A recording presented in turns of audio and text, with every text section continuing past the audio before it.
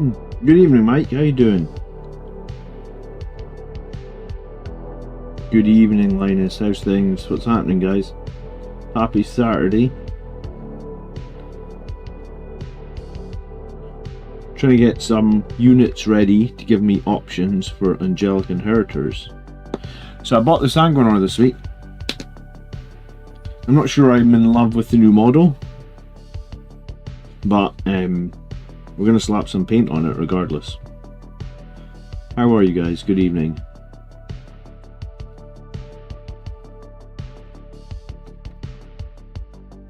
And the gold spray I used on it this week didn't seem to come out quite right. I don't know if it was just too cold, or if it was right at the end of a can of spray. So it doesn't feel, you know what, maybe the coverage is like, I'm going to have to paint Redemptor armor on him, basically. That's where I'm at. So that's going to be the second step for tonight. Step 1 is to put some paint on his wings. Step 2 is going to be paint the rest of the body Redemptor armor. I've got to paint another body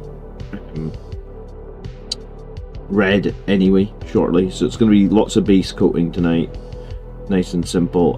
Sometimes I like it to be nice and simple on the stream, because I feel like if it's nice and simple on the stream, I can chat and answer questions better than if I'm doing some shenanigans like edge highlighting.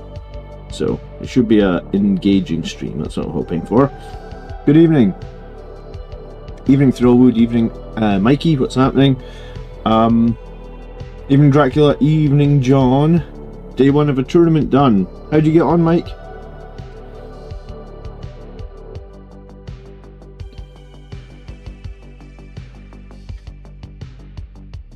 So I'm just going to paint the Sanguinius wings the same way I paint all the wings, which is Celestial Grey followed by Null Oil followed by like a white. I'm trying to think what white it is. It's a dry white paint, Praxi white or something.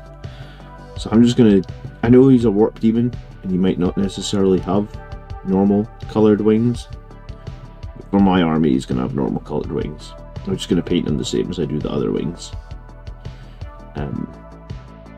The only character that I would maybe do with different coloured wings is like Astaroth. I gave him like black wings before. But the Sanguinius is going to have white, standard white and grey wings, I guess.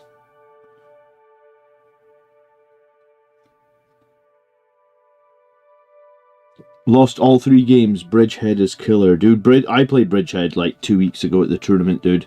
I played it before it got nerfed, and it was disgusting. I wouldn't feel bad about a loss against Bridgehead at all. Like, it's, I don't want to say it's like a no-skill detachment, but the damage output from the units is just too high. It's just way too high, and they have way too much survivability in some of the units as well. So I wouldn't be upset about a loss against Bridgehead. And if you haven't had any practice against them or practice with your list, there's not too much you can do.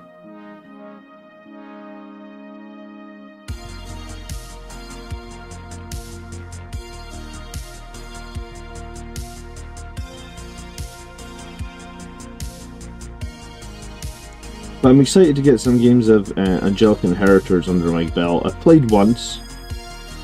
And you know what, I actually think there might be a case for using Desolation Marines in Angelic Inheritors. Someone's talking to me about it in the comments, saying like, what if you took Desolation Marines with the cheapest character you could take them with?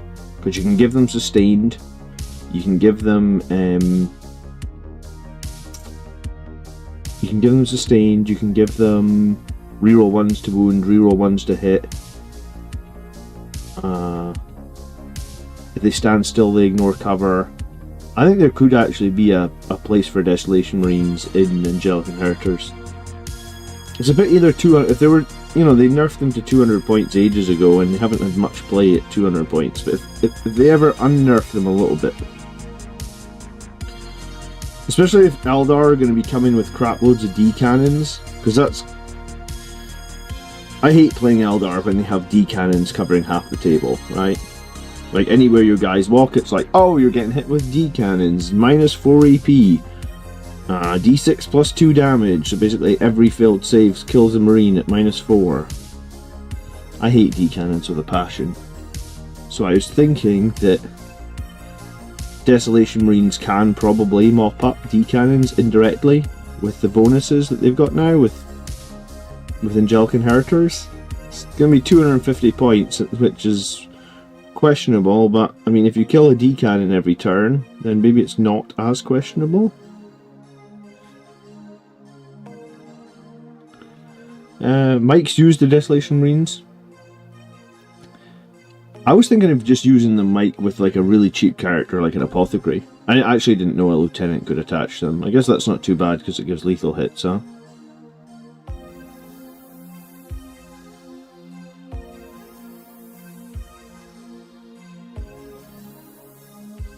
Hello, Buffalo. I saw your comment about Inherit. I did reply to it earlier today.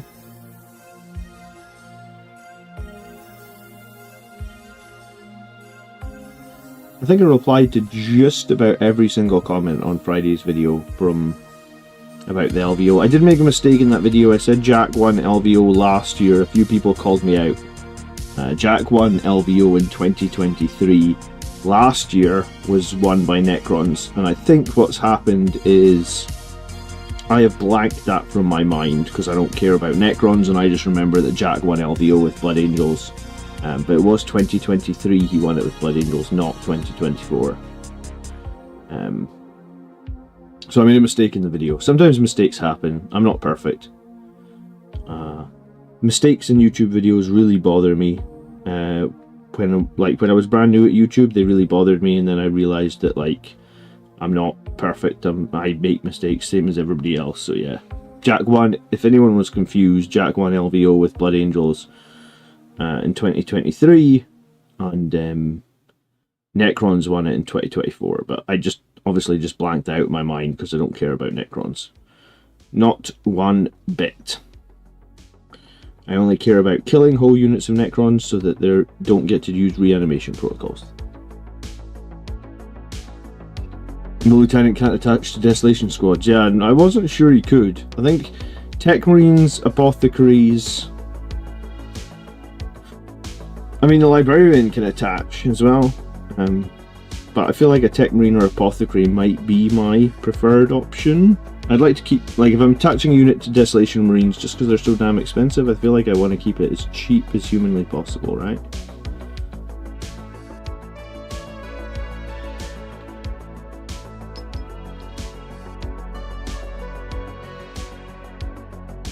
Do you think they'll nerf Angelic Inheritors now that Blood Angels ended in 3rd place? No. Because his list was all over the place. It was kind of like a weird skew list. That's not a white I'm using at the moment, it's this. Celestial Grey, it's how I undercoat all the wings on my characters. So, Celestra, sorry, I think I said Celestial.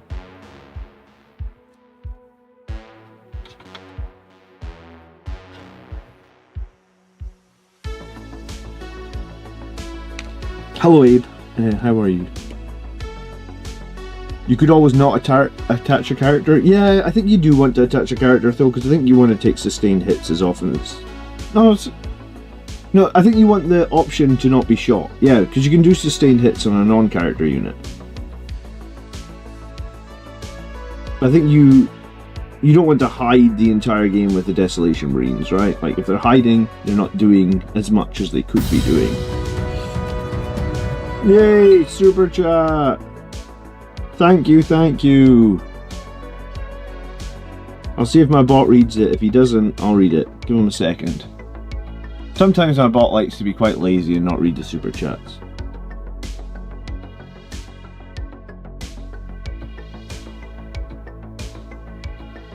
I guess my bot is having the night off. I swear to God, if I got $1 every time this bot didn't work, I'd have like $20. I'd probably have more than that, to be honest. Ran Redemptor for the first time. First turn rolled 2 shots, missed and failed my hazardous, then 1 shot by an admet tack. Failed hazardous? Oh, Redemptor dreadnoughts. Oh, right, yeah. Redemptor dreadnoughts are a weird one. They're so expensive, aren't they, McFatson? Really liked Redemptor Dreadnoughts in 9th edition, but I don't know what's up with them in 10th. I just don't know if I feel like they're in a great place in 10th edition. They were obviously getting play for Ironstorm, and that's why they went up in points. Those damn Ironstorm players always get our tanks and our vehicles put up in points. But I just don't know about them in Blood Angels, and like you said, you can roll only 2 shots. You're not very good at anti-tank, you can get hazardous. McFadden, thanks so much for the 5. I would have read your comment anyway, but I do really appreciate the $5. How are you, dude? I have 3 Redemptor Dreadnoughts, all with plasma cannons. I've only fielded 3 once, and that was back in 9th edition. I actually didn't like fielding all 3 because I felt like they got in each other's way a little bit, just because they're on those giant... Like, Redemptor Dreadnoughts have huge bases. I mean, they must be on like 60, maybe even 80 mil bases. So if you're going to field 3 Redemptors, I think there's just a danger you get in each other's way. So I fielded 3 one time and didn't like it because I just felt like it was actually quite hard to move them around the battlefield and not get in each other's way. But I've gone to tournaments before where I ran double Redemptor Dreadnought, and that's when they were more unreliable. That's before, you know, like now the plasma has D6+1. When I ran it to tournaments, the plasma was just D6. And I guess the idea behind running 2 of them means that if one Redemptor really fails the number of shots on the plasma, you'd hope the other one would make up for it a little bit. So in some ways I do feel like Redemptor Dreadnoughts are probably better fielded in 2s. But, I mean, when I was running them in 9th edition, they were like 170, maybe even 180 points. Right now they're like 215. I don't think they're even close to worth 215 points. I can't justify 215 points for, like you say, a Dreadnought that will sometimes roll 1 shot, and also is not good at anti-tank, and doesn't have an invulnerable save. I just don't know why. Hopefully they'll come back next edition, right? Like, that's usually the way it works.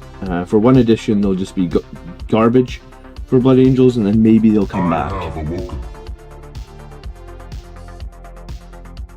Hello Cambo, 28 months of membership, dude. Thank you so much for the ongoing support. Reavers again soon. I don't think I'm going to play Reavers this week. I need to build a new Angelic Inheritors list. And look, I've got the Sanguinius now, or the new model. And he will be battle ready after this next... He'll be battle ready tonight. Like, in the next 2 hours I'm going to get him battle ready. So I'll probably field the Sanguinius for the first type. Or, I think I've fielded him once before. So I think this will be the second time I field the Sanguinius in 10th edition. First time, obviously, fielding him in Angelic Inheritors. So I'll field the Sanguinius. And... am I doing anything else new? I'm not entirely sure if I'm doing anything else new. I'm going to run the Chaplain, I think, with Outriders. Because I think that could be quite cool in Angelic Inheritors. Outriders obviously doing 2 damage on the charge now, Chaplain doing 3 damage on the charge, rerolling wounds of 1, +1 to wound because led by a Chaplain, devastating wounds on the guns, plus rerolls.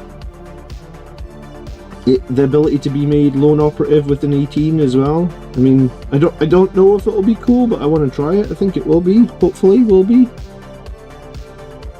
And obviously you guys know I love Outriders, so why not? If there's a unit you love, why not try it in a new detachment, right? So hopefully going to do that on Wednesday night. I kind of know what the Reavers do now. I've played them one time. I might bring them back. I just don't know if I felt they were the most useful unit. But maybe. Might bring them back again. I'm going to try and build a good Angelic Inheritors army over the next 3 months. I haven't bought any ticket for a tournament. Like, I don't have a next tournament lined up. I'd rather do a GT than an RTT. I've kind of gone off one-day events. Not because I don't like one-day events. In some ways I actually do like one-day events because, you know, It means I get to see my kids on the Sunday, for example, but I only get to go to so many tournaments a year. So if I'm only going to be allowed to go to so many tournaments a year, I think I'd rather do 2-day events. Because I think it's more meaningful if you win a 2-day event, right? So I'd like to, over the next 3 months, get together a really strong Angelic Inheritors list, and then go to a 2-day event. But I don't know what event there is. Haven't booked anything. Haven't really investigated, right? What do I think about a Judasar with company heroes? Can the Judasar even attach to company heroes? I don't think you can. I think you've got to put a captain or lieutenant with them, Testero.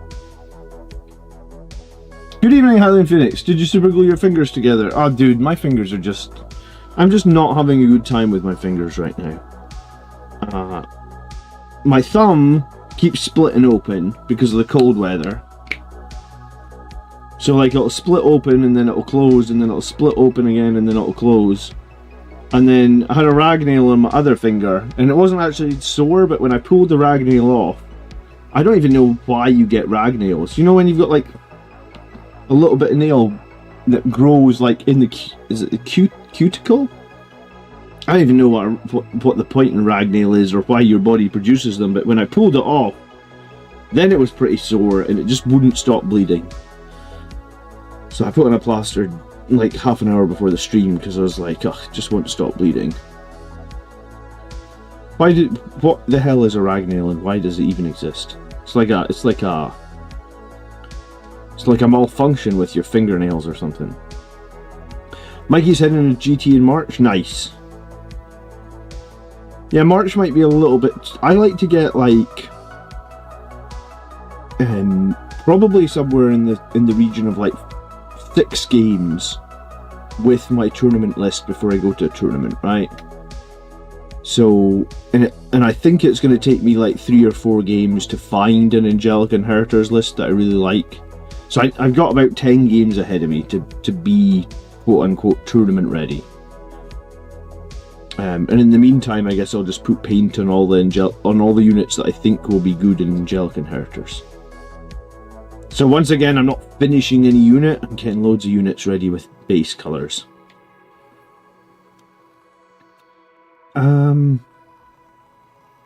Here I thought he taped them up to prevent paint and get... No, I don't mind if paint gets on my fingers. That's much like... I don't know what the hell to do with my thumb though. I put a plaster on it the other day because it split open. I take the plaster off for 2 days again and then it splits open again. It's just the cold weather. Like I said, I could wear gloves, but I don't really wear gloves outside. If I wear gloves, I'll start sweating, and I've got quite a long walk to work, and I don't want to be, like, when I get to work, I don't want to be sweating. So, it's my own fault. It is 100% my own fault.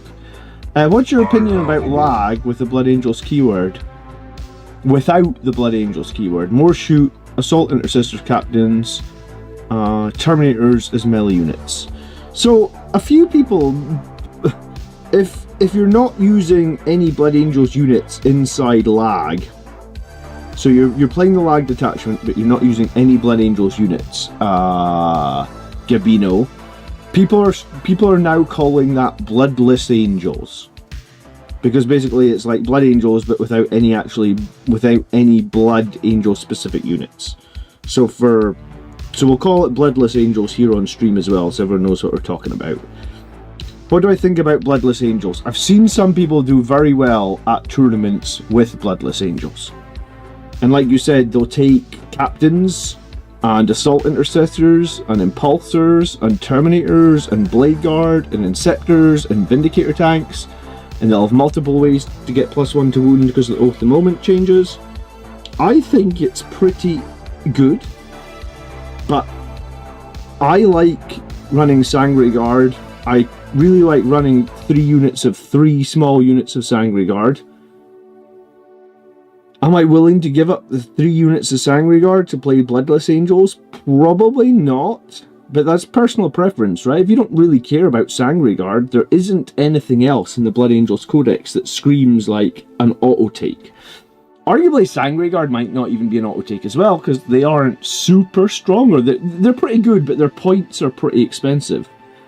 So you could argue there is no auto-take units in the Blood Angels Army Codex, or the Blood Angels Codex rather, so Bloodless Angels is totally fine if that's what you want to play. If you want to see a good Bloodless Angels list, because there was one ran at LVO, it was run by Innes Wilson. Innes runs that Stat Check YouTube channel. It's got like 4.5, it's probably 5,000 subscribers now. So Innes ran Bloodless Angels to LVO. So you probably, if you search Innes Bloodless Angels LVO, you'll probably find an interesting list. Leviathan Guy, thank you so much for becoming a company. Thank you so much for becoming a chapter member. Please, if you haven't already, head over to the Discord, get yourself into the members only room. Obviously, you get access to that by being a member. I do really appreciate it, though. Thank you. Oh shit! It's the first day of the month. I haven't updated the member count for this month. I forgot. It's the 1st of February. God damn it! I'm gonna quickly update my member count. Because it says negative 23 hours to go on the channel goal. A lack of vitamin B and C can cause what? Ragnails? Really? It's a bit random. Why is a vitamin deficiency causing me to grow extra nails? You'd think that nails wouldn't grow if you were vitamin deficient. So apparently Mathhammer, a 5-man SGV with a captain shooting and charging with Oath and Finest Hour, can take out a Land Raider.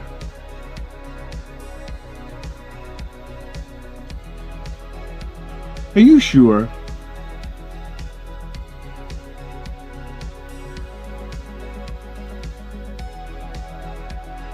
How many shots do the Stern Guard get, sorry?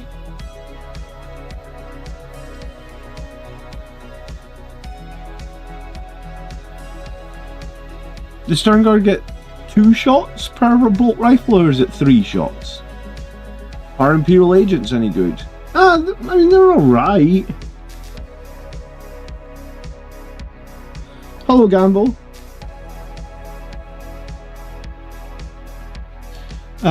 Lag without Blood Angels feels like an accident in the rules. Well, I mean, people have been taking it now for a couple of months. So they haven't... Yeah, but you're going to only wound on 6s, right? Because a Land Raider's toughness 12.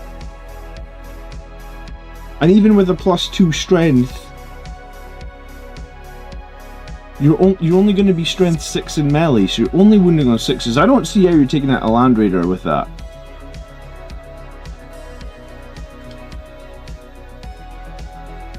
I mean, I'm happy to be proved wrong, but I feel like that's a reach. 5 Stern Guard? Hold on, what's the frigging gun that a Stern Guard has?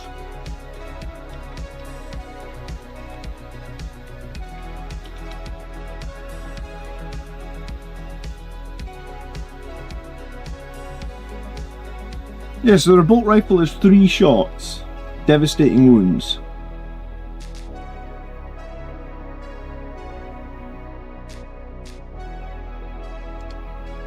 I don't know, man. So you get 15 shots, re-rolling hits, re-rolling wounds, but you're fishing for 6s, right? So even if you hit 15 times, you're statistically only going to roll 2.5 6s. You re-roll everything to get more 6s. You still only have like 5 dev wounds.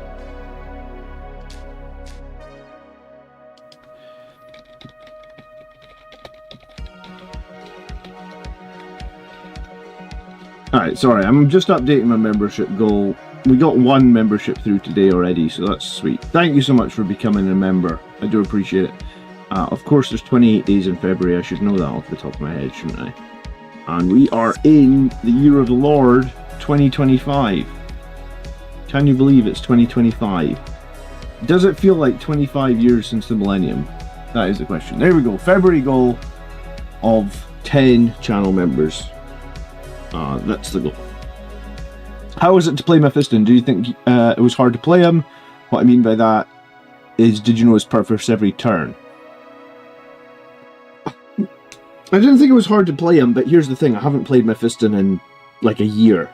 So I probably played him really badly. In fact, I'm just going to go out on a limb and say I did play him really badly. But I think in general, Mephiston isn't that hard a character to play. I guess if you play him a bunch of times, I think he's pretty useful.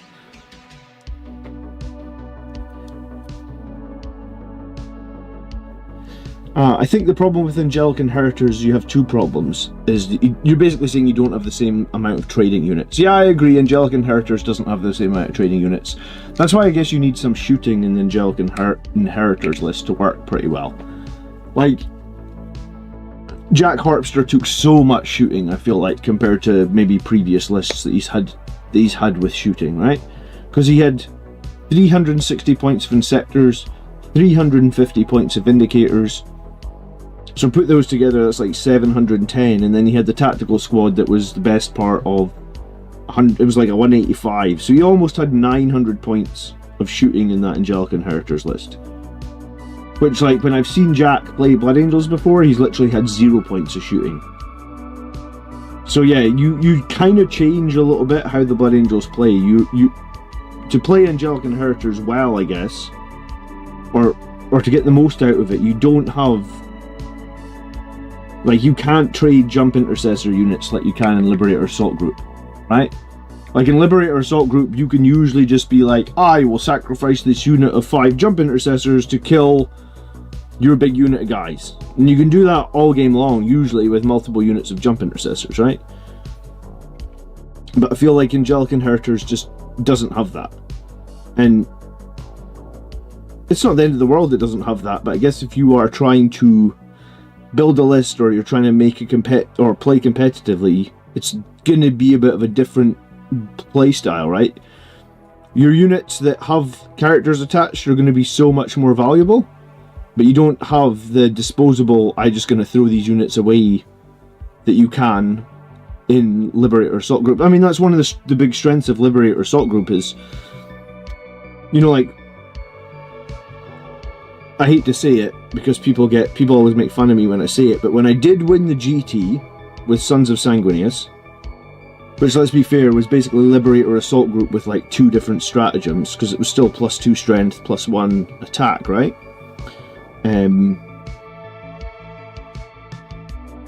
There's a fucking fly in here, man. It's February. What are you doing in here, fly? Why are you even alive? Get out! I thought I got it before the stream started. It's back. It's like the earliest ever I've seen a fly. Because I saw it yesterday, and it was like January yesterday. I was like, why is a fly in my house and alive in January? Like, what is going on? Flies are like a summer thing here. Sorry, yeah, in Liberator Assault Group, like when I won the GT, I think I had 2 units of Jump Intercessors, 2 units of Outriders, a unit of Scouts, and 2 5-man units of Death Company. And I guess the reason that I won the GT with that list was like, all those units could be sacrificed at any point. And when you sacrifice 5 Jump Intercessors, they usually kill quite a lot. When you sacrifice 5 Death Company, with back then they had all power fists, they would kill quite a lot. When you sacrifice Outriders, they could kill quite a lot. Even the Scouts can kill quite a lot with knives. So that's the strength of Liberator Assault Group, right? Like, you can run tons of little units and all of them will do some killing if they make charges. Whereas Angelic Inheritors is very different. And it's not, I don't know if we can just flat out say Angelic Inheritors is better, but I think it's worth playing and worth investigating.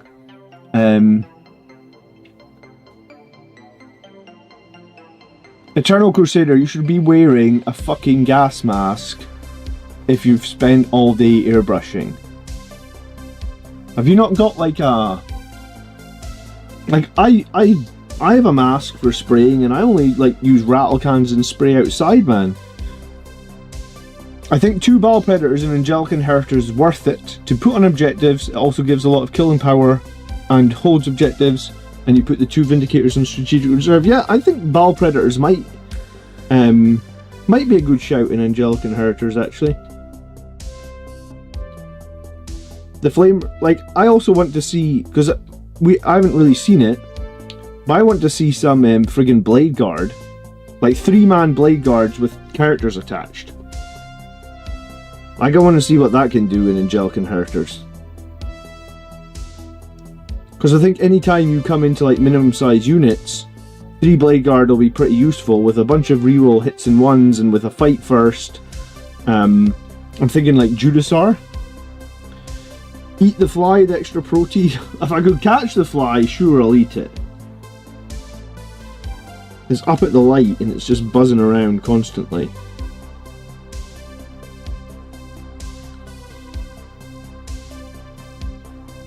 But what the hell? It really makes me worry about global warming when, like, insects that are normally not here until, like, friggin'... Like, I don't think, like, we see flies in Scotland till, like, April normally. Like, why the hell is there flies in January? Like, what is going on with the world?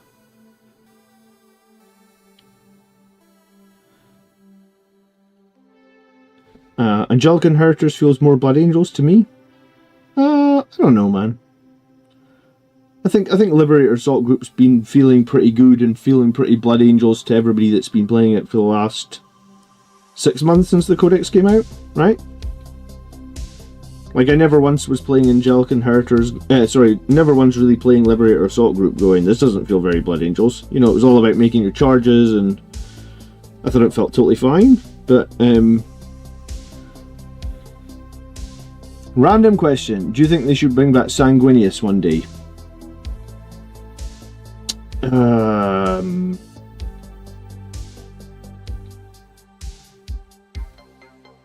Do I think they should bring them back? Probably not. Will they bring them back if they need money? Potentially, right? Because it feels like a lot of GW decisions these days are based on money. So if there was a business case for Games Workshop to bring them back that would make a lot of money, they will bring them back. It's probably as simple as that. You know, like, I read that, like, Dante was one of the most sold out models. I have awoken.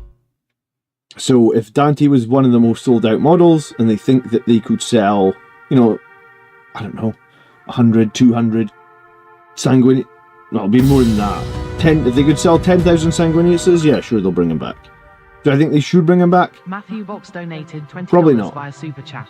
Always good to catch your stream. Your efforts for the BA community is appreciated. Matthew! Look, my bot showed up! Hello, Matthew. Good evening. Thank you so much for the 20, dude. You're such a generous channel member. I do really appreciate it. Hope you're well, Matthew. Nice to see you. Mike says, hell no, they shouldn't bring Sanguinius back. If they did, would I buy him? Yeah, I mean, I would have to buy him. The only character that I haven't bought of the re-release now, because I bought the Sanguinor this week. I hadn't bought him before this week until I saw and heard Jack talk about him in Angelic Inheritors. The only character I haven't bought now is the new Sangri Priest. And, like, I don't really feel like the new Sangri Priest is useful. Like, I don't know how I would make use of the new Sangri Priest. Like, I don't know what unit it would attach to. I don't know how I would play it. I don't necessarily not like what the model looks like. I just don't know how I'm playing it. So, yeah, that's the thing, though. People buy models that they don't even use or play with. So, the thing is, let's just for a minute say that they are going to bring back Sanguinius, which I don't think they're going to. There's still about 15 more characters that they're going to release before we get to Sanguinius, right? And Blood Angels just had a refresh. Like, we had our 9th or 10th edition I guess our 10th edition refresh. I think what will happen is every edition there's like one new character, right? Like if we go back to 9th, I think we got Lieutenant Talmaron and we got Mephiston. And I think we got Dante at the end of 9th edition. In 10th edition we got Lamartas and Astroth, we get the new priest, we get the new Sanguinar. So I think if Blood Angels are going to get a new character in 11th edition, I think it's going to be Gabriel Seth. Or Corbolo, or both. Maybe, because like, it seems to be, it's like 2 characters per edition for the Space Marine chapters.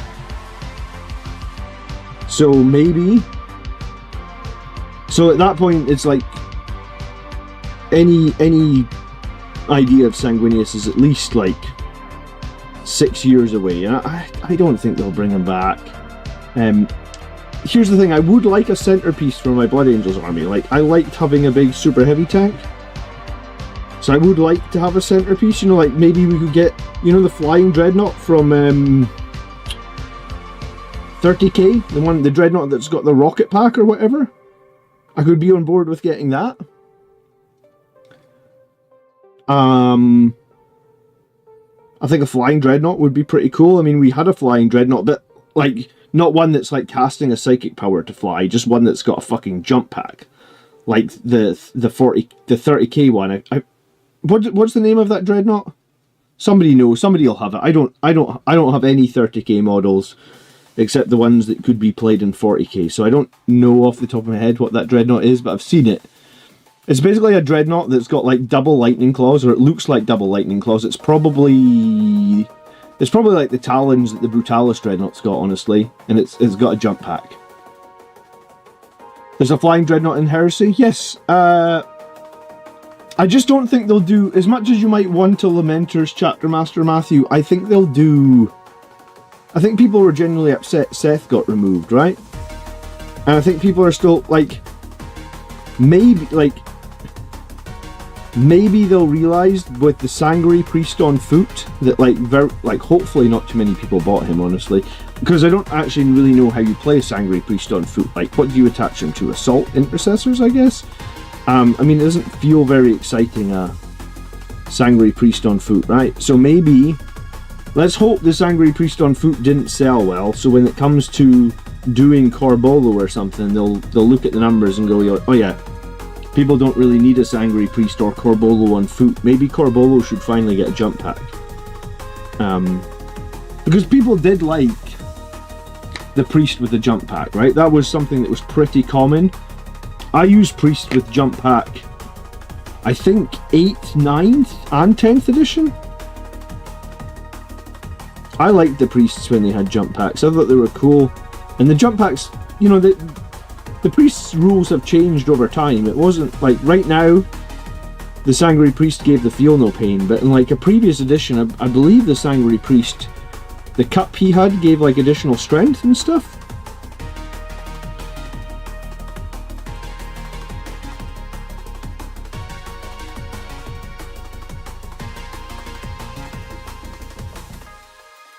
The Incendious Dreadnought. Thank you. I call my girlfriend Dreadnought. Okay, hopefully you're not going to be single after the stream. No, my girlfriend or my wife would appreciate being called Dreadnought. Why the hell do you call your partner Dreadnought?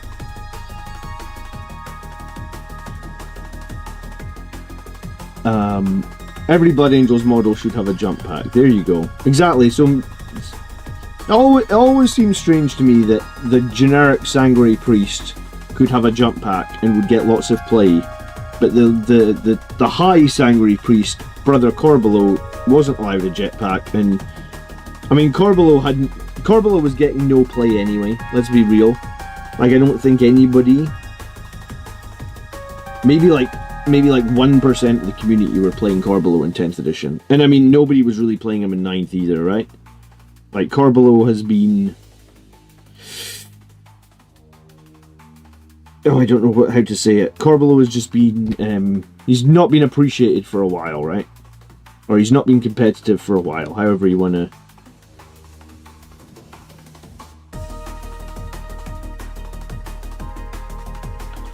I am going to kill this friggin' fly.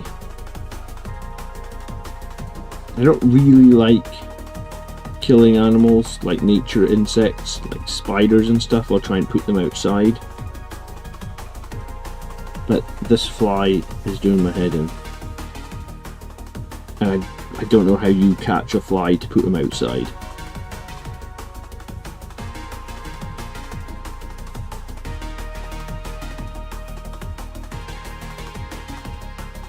Corbolo existed since 2nd edition when there was less prevalence of jump packs. Yeah, I mean, I feel like I ran Corbolo a few times in 2nd edition without a jump pack.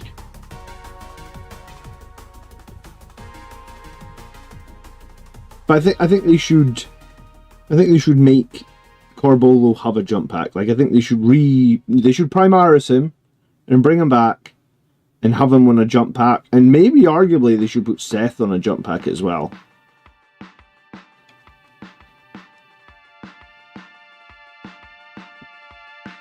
I mean, I guess Seth's advance and charge was pretty cool.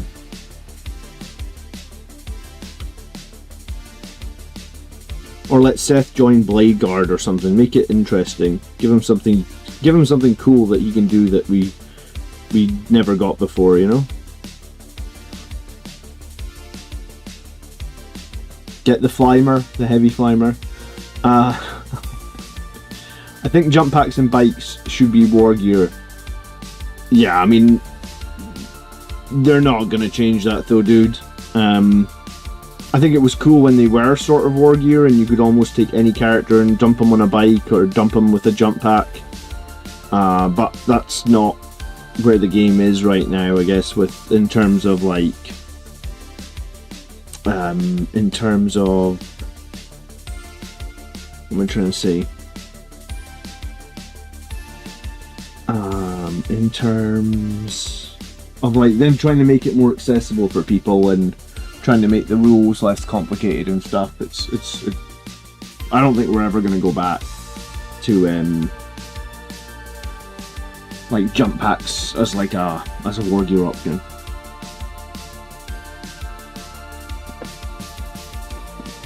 Hey, I could be wrong. I just don't think we'll see it.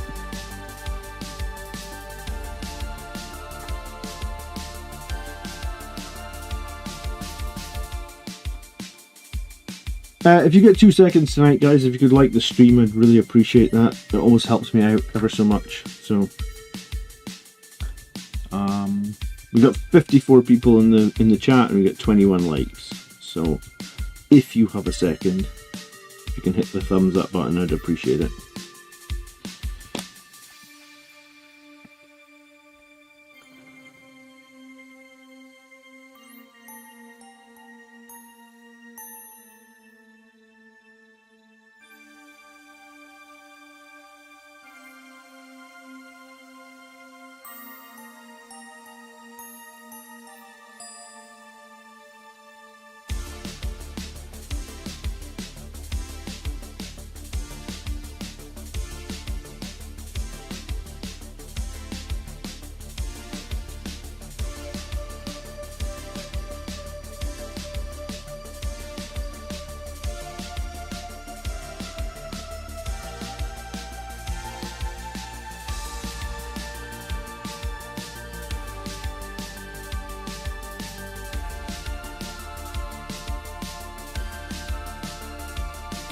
What's the latest on my chest clock situation? What exactly do you want out of them? I want a chest clock that beeps every single time you press the button, Island Phoenix.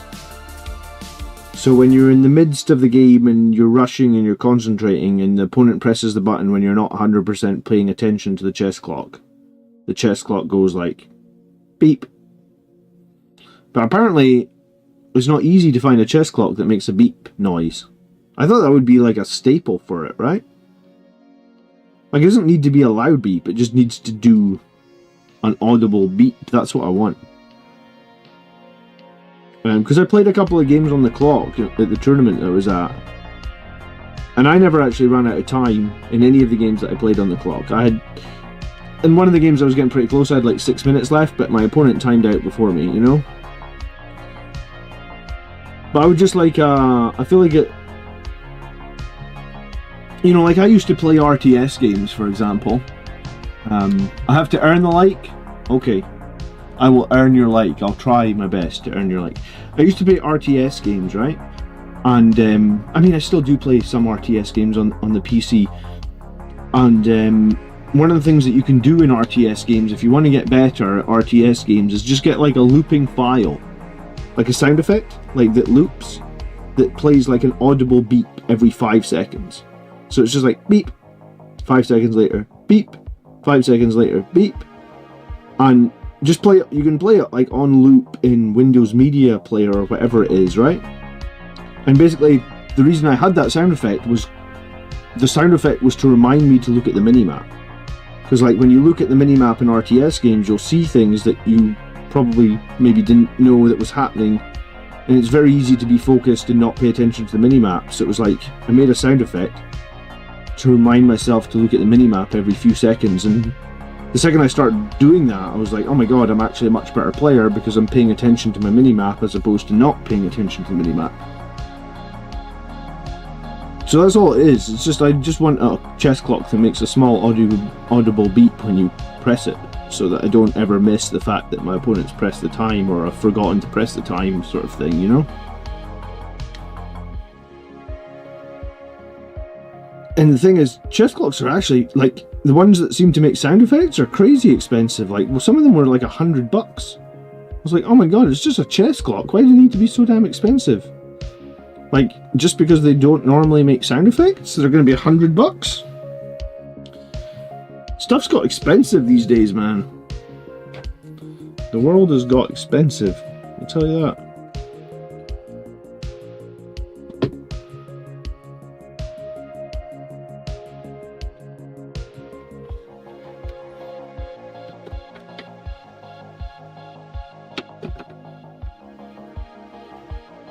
You sent 2 options in Discord. Yeah, well, I just need to find a review on YouTube of someone with a chess clock. I really expected somebody in the channel to be like, I have a chess clock that makes a beep, and I really like it. Like, I was genuinely surprised that no one was linking me a chess clock that makes a beep. Matthew, thank you. Thanks, dude. Matthew Vox donated $20 via Super Chat. 1 of 5 for chess clock. Do you know what? I think my bot has got a new voice tonight. I didn't change the voice, but apparently it sounds a little bit different. Dual kitchen timers. My dude, someone's got to have made a chess clock that beeps when you press the button. Like, come on. Like, why is that so fucking hard to find? Matthew, thanks so much for the super chat. You didn't need to do that. I do appreciate it. Like, there's got to be a chess clock that makes a beep when you press the button. Like, that has to exist.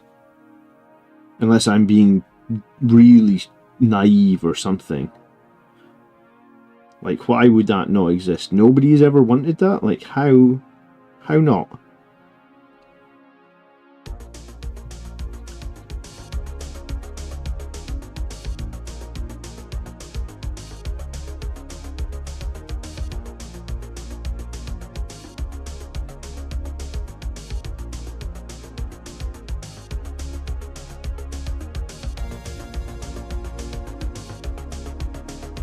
I won't spend it on a clock, I'll buy kebabs.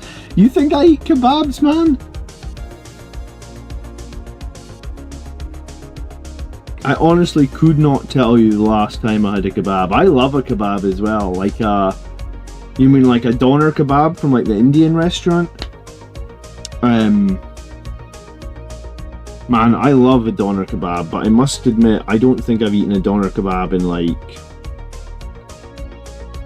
It must be like a decade. I could not tell you the last time I ate a kebab. And I honestly do love them. Big, thick, greasy, drowning in like that spicy red sauce. I don't know what they call it in the Indian, but they fill it up with that red sauce, the spicy red sauce, and I absolutely love it. But no, I've been doing like healthy eating, man, for like, well, probably over a decade now. So yeah, it's not like I can't eat anything unhealthy, but no, I just haven't had a kebab in ages.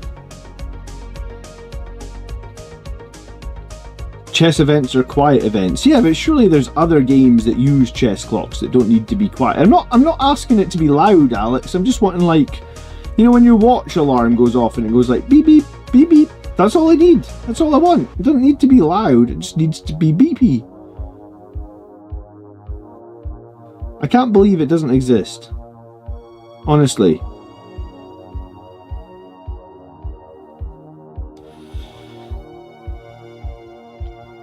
Deep fried haggis kebab. Well, they don't really do haggis kebabs, man. They do, they just do the standard, like, doner meat kebabs.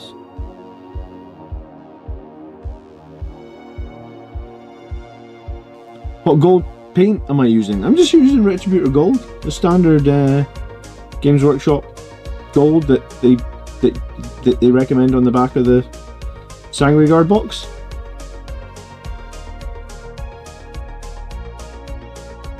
Hey, here we go. Get them gifted subs in. Antonius. Thank you, dude. It's very generous of you. Thank you, thank you, thank you. I have awoken. All the brothers have awoken. Come and join us in the members only Discord, guys. You can say thank you to Antonius. I have awoken. How are you, dude? Got a promotion at work. Congrats, dude. Well done. I haven't had a promotion in ages. I have awoken. Good for you. Does that mean you actually have to do more work or less work, though? Because sometimes promotions can go either way, right? You might have new responsibilities, or now you've just got someone you can give your responsibilities to. Which way did you go? Get a pie and 2 button switches. Dude, if there is not such a thing as a chess clock that makes a beep when you press the button, I will find someone to make me one. Because it cannot be that hard.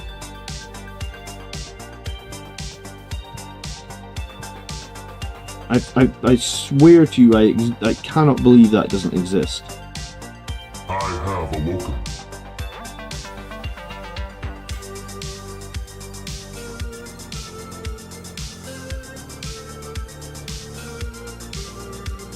I have awoken.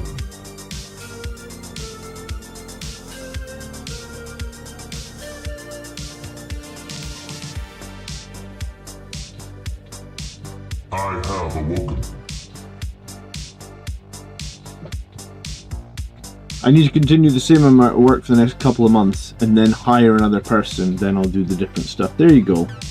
Hire a lackey, a minion. Like, actually hire a minion, like a yellow one.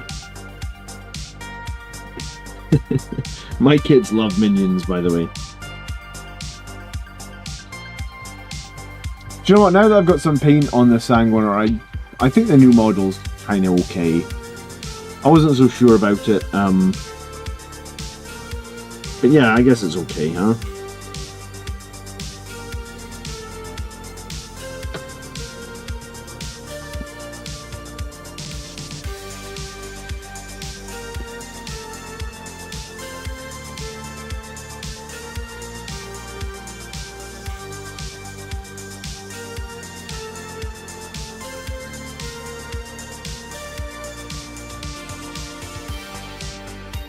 You reposed your Sanguinius, it looked too much like the old one. Sometimes I like it when they make them look like the classic models, honestly, Mike.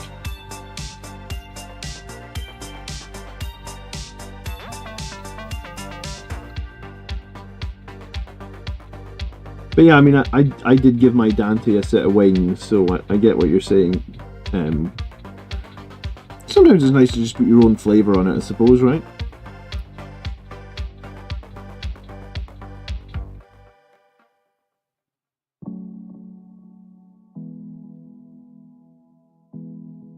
You will have one minion.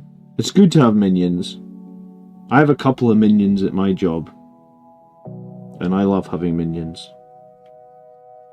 When something comes up that you really don't want to do, and then you've got minions, you're all good. But congrats, big congrats, dude, well done.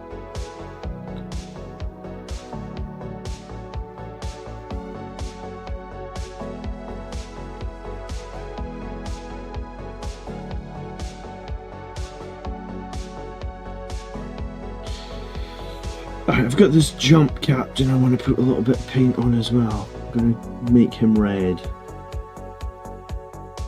Oh, and I've got this guy I need to put some red on as well, so a couple of guys that need some red.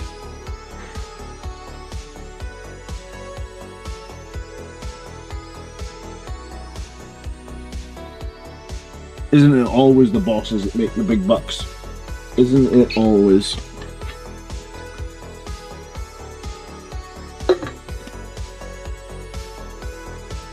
Hello Peter, how you doing? I'm just looking around. I usually have a pot that I can dump my dirty water into, but apparently I do not, so I'm just going to dump this into my sink. I'll be right.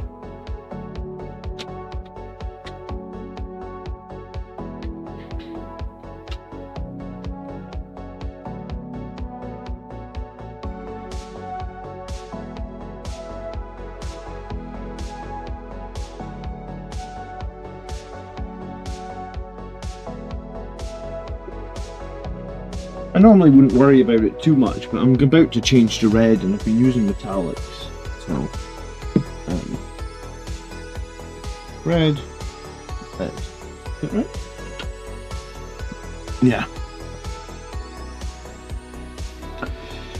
I had to wake up Sunday morning for oh, you have to wake up Sunday morning to catch the live stream. Alright, you're in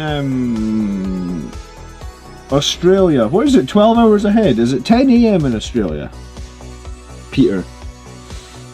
I was going to say 10 AM isn't too early to wake up on a Sunday, right? That's not too bad. Do you think there's a good use for Vanguard Vets? Probably 5 with an Infernal Pistol and a Chaplain in Angelic Inheritors. Huh.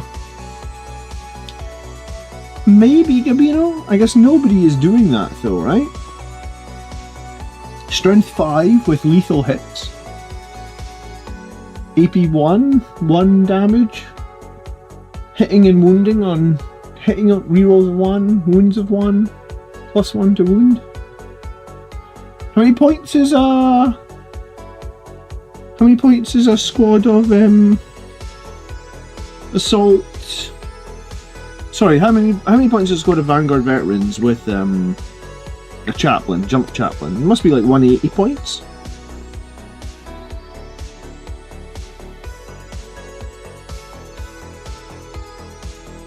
Well, good morning from Melbourne. It always blows my mind that we get people on literally the other side of the world tuning in.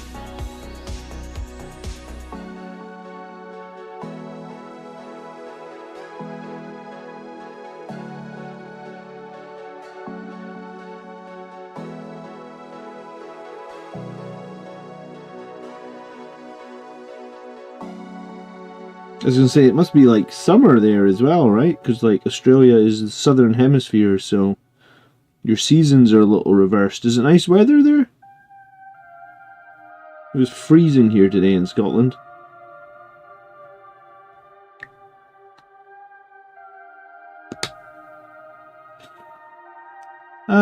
It is 185 points. What about hand flamers with the reroll 1s to wound? I mean, the hand flamers would be good against toughness 3 enemies, but toughness 4, bit crap, right?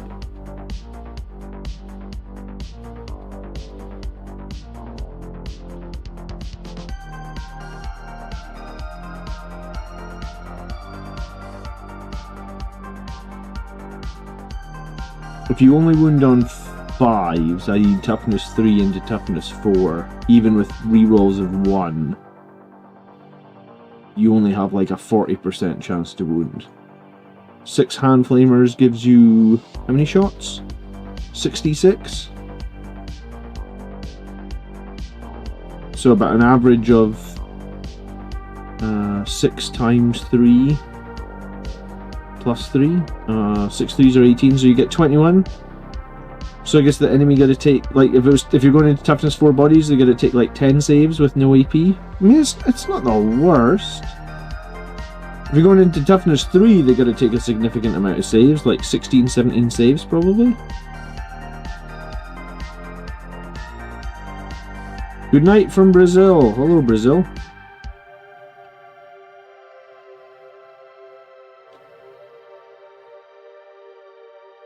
I'm in Western Australia, in Perth. I've got family in Perth, Iggy.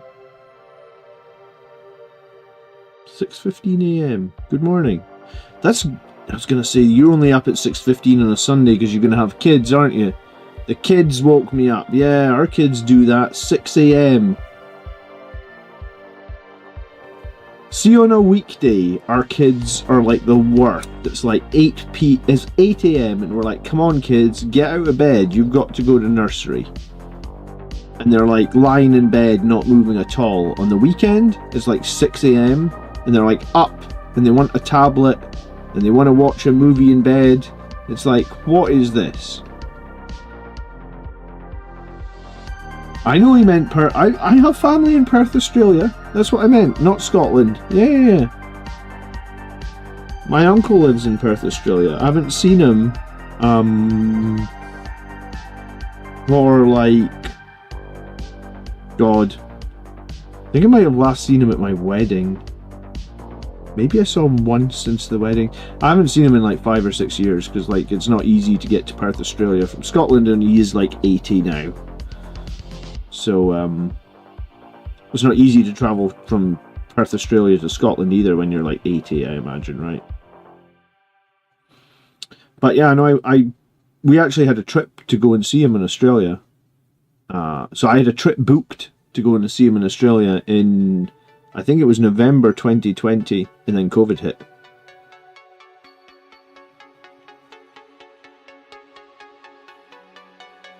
We're very lucky. We had good travel insurance.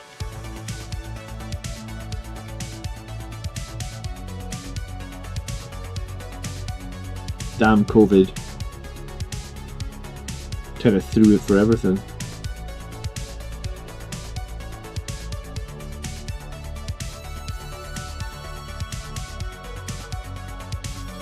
It's been 32 every day all week. I'll enjoy it.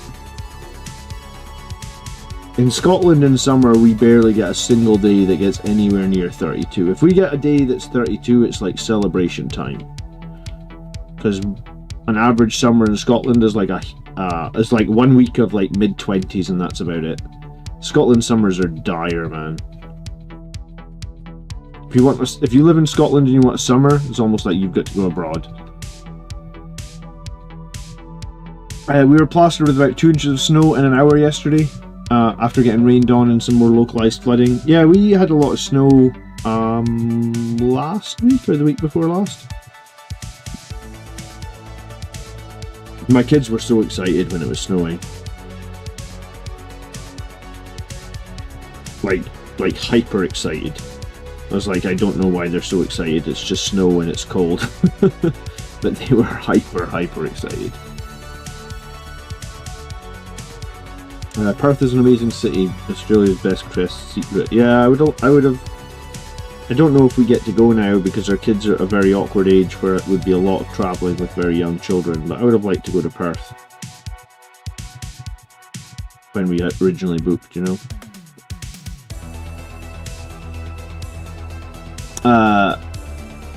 Yeah, 40 degrees in Australia. Yeah. Do you know what? I like it being warm. I like being able to wear shorts and t-shirt. But I don't know if I like 40 degrees. That's getting a little bit hot, isn't it?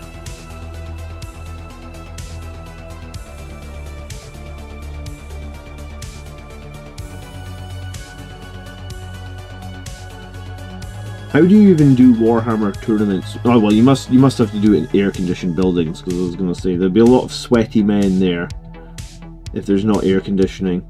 God, that would be a smelly tournament, wouldn't it? Because sometimes you go to tournaments here in Scotland and it's freezing outside, but when you walk inside to the tournament room, it's still friggin' warm. If you don't take your shirt off or something, like you'll see people with like sweat marks on their shirts and t-shirts and stuff.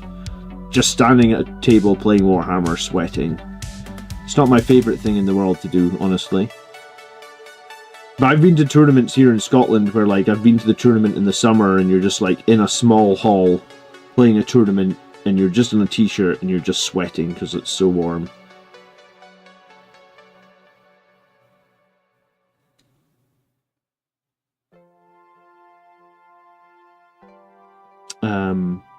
Warhammer is expensive in foreign countries. And then here's the dangerous thing. I heard the news this morning that Trump's putting like more, tariffs on places. So like if Trump puts a tariff on the United Kingdom, which I mean he might, I guess, if Trump doesn't like us for some reason, Warhammer in America would get even more expensive, which is crazy to even consider. I was going to say, if you're in America, you'll have to take a holiday here just to buy some Warhammer.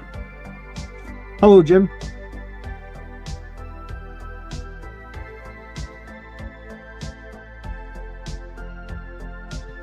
I think I'm going to give this guy a golden helmet.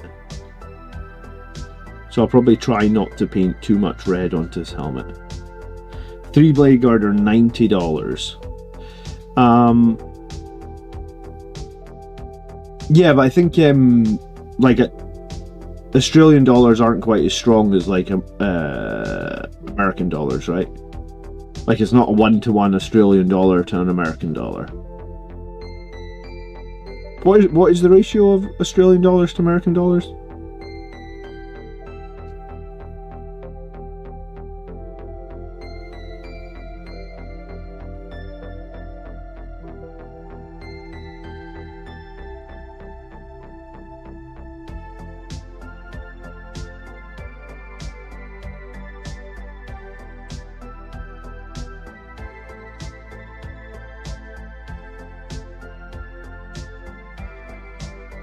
Now, I don't even really understand the tariffs, Antonius. Because, like, I was going to say, I'm probably just dumb, but I don't understand. So, like, if Trump, let's just say Trump puts a 10% tariff on goods from the UK coming to America. Who pays that tariff then? Like, the UK company just has to, like, let's say it's like a single model that's sold for $10.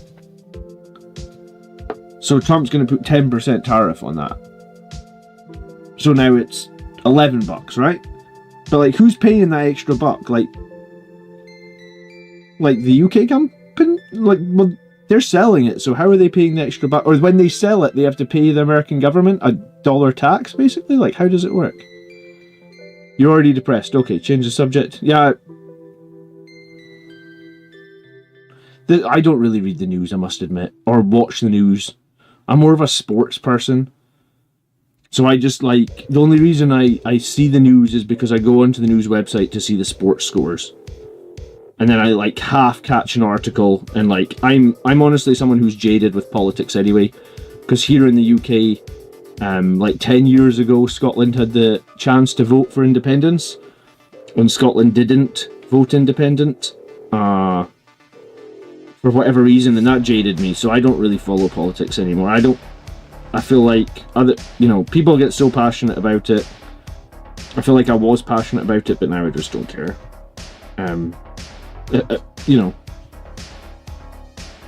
By all means be passionate about stuff, but when it's not something I waste my energy on anymore, I guess.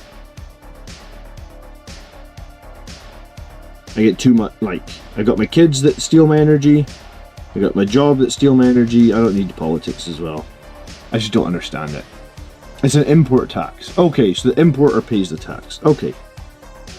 Alright, so okay. Well, I don't know why they don't just call it import tax, but okay, I get you. What sports do you like? Football, like actual soccer. I'm a huge soccer fan. I support like 3 different soccer teams. I do like NFL. I guess, is the Super Bowl tomorrow night, or is that next weekend? The thing about NFL is we do not get NFL on TV over here, right? Like, we just don't get the games. The only game we get is the Super Bowl. So it's pretty weird. Like, in a whole year, I don't get to watch any NFL. Oh, sometimes, that's a lie. Amazon Prime sometimes get a game or two. There was like 2 games on Christmas Day, but I actually didn't watch them because we're doing Christmas Day shit with the family, right? But for the most part, we do not get any of the NFL games on television, so I can't watch them.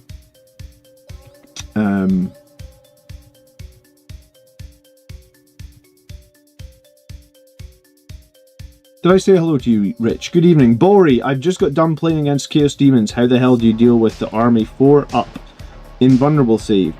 Well, here's the thing about 4-up invulnerable saves, Bori, is like some games, they will make all their 4-up invulnerable saves, and you'll lose.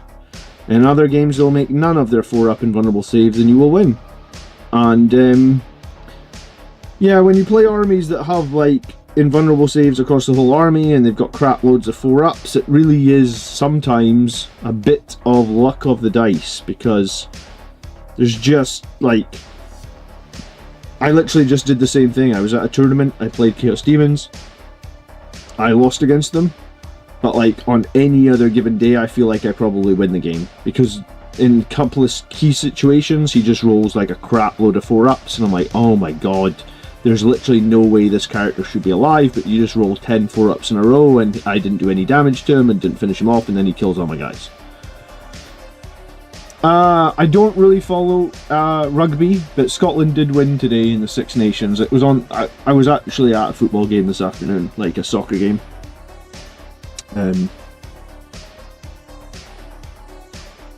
So yeah, I follow soccer.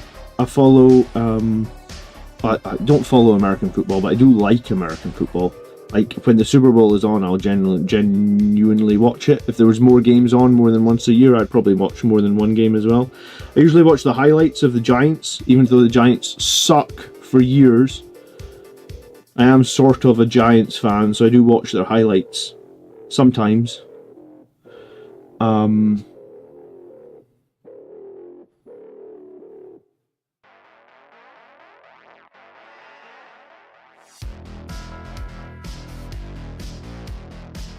I was going to say, I like to watch wrestling, but I don't think wrestling's really a sport, is it? It's more entertainment.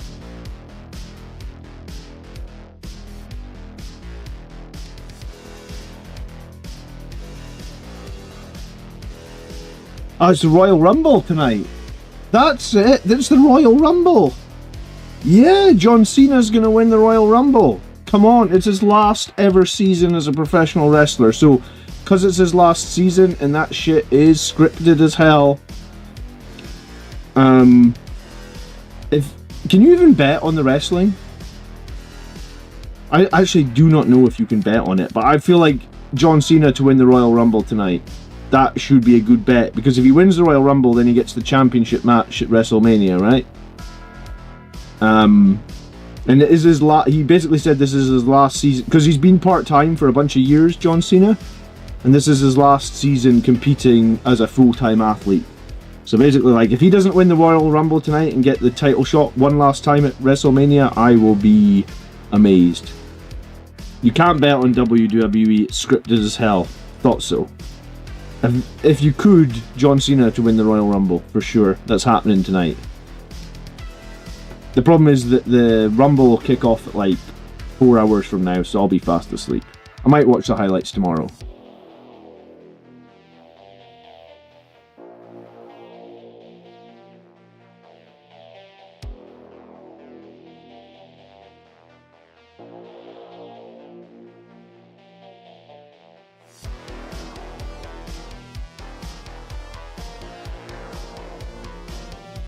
You can bet on WWE in America? Really?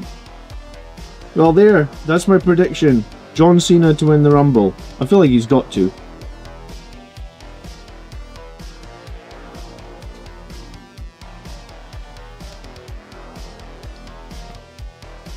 My kids have never seen the Royal Rumble before, so they are going to love the crap out of that tomorrow. My little 3-year-old, like 20 guys in the ring beating the crap out of each other. They are gonna love Royal Rumble. I don't know. I'm gonna psych him up. I'm gonna be like, right, because they've seen they've seen like 1v1s and they've seen like chair matches and stuff. But yeah, I loved the Royal Rumble when I was a kid.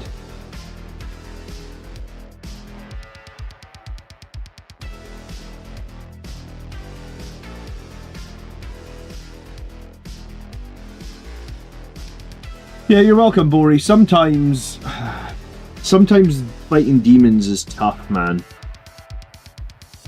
I would say that one of the things you should probably try and do is, like, overcommit to kill them. Like, it's probably better to overcommit an extra unit or two and make sure they're dead than, like, leave them alive on, like, low number of wounds, right? I mean, it's easier said than done, and I guess mortal wounds can be useful, so if you can throw some grenades at them, or if you can tank shock them, or something like that could certainly be useful to help whittle down demons. But yeah, sometimes those big demons, they're tricky to kill anyway, like Great Unclean Ones or whatever. And then if they start spiking on their saves, I mean, the Great Unclean One's the worst, right? Because it gets like a 4-up invuln save and a 4-up Feel No Pain. Sometimes, like, I feel to myself, like, you throw a bunch of damage at the Great Unclean One, and he's just like, no, I didn't really need to take any of that damage. And then it's like, oh, and then I start to regenerate my next turn because I'm a Great Unclean One, and regenerating wounds is what I do. It's like, oh, demons, man. How do I balance my time for family and a hobby? I do most of this when my kids are asleep. And I only play one game a week.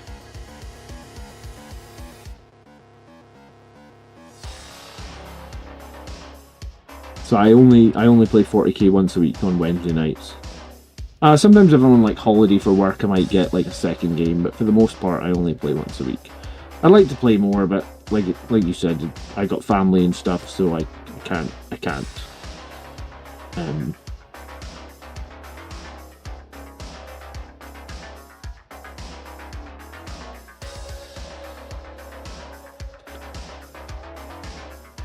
You can bet on it.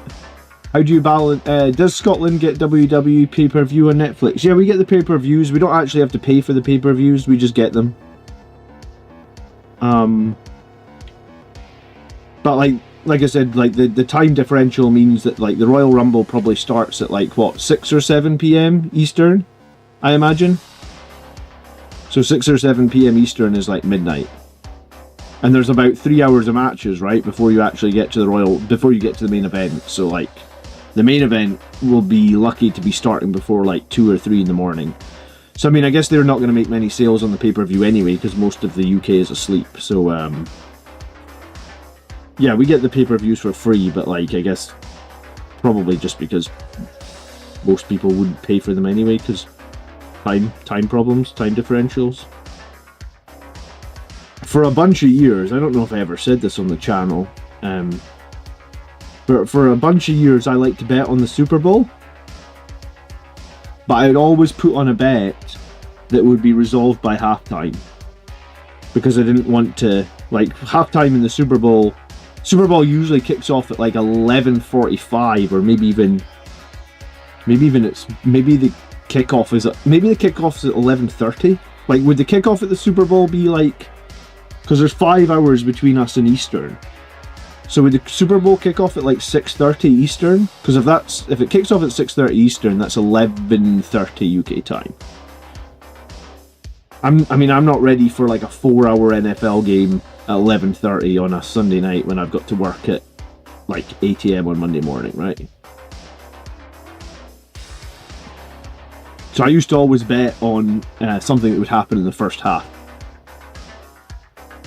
because I would just be like, I want to know if I've won my bet by half time, and then depending on if I like the halftime artist, I might watch a bit of them and then go to bed, and then wake up and watch the interviews of who's won it. How do I get tournaments in? I go to like one tournament every... I mean, last year I only went to 2 tournaments last year. It's probably the least tournaments I've been to since my second kid was born, Seth. So yeah, I only went to 2 tournaments last year. I think the year before that I went to 3. I think the year before that, when I had only one kid, I went to like 4 or 5. So yeah, the NFL is rigged? Is it? I don't think the NFL is rigged, but okay. Maybe.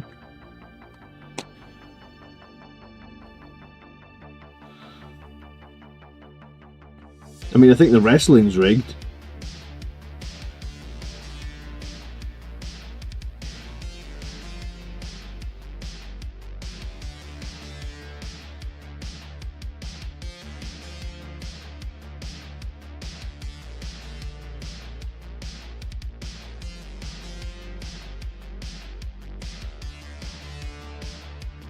But yeah, going to more tournaments would be nice, but it's just awkward. Like, the tournaments I've gone to recently haven't been out of town. So like, if there's a tournament in town where I don't have to travel and I'm there, like I can get home the same night as the tournament, that's what I like to do as well.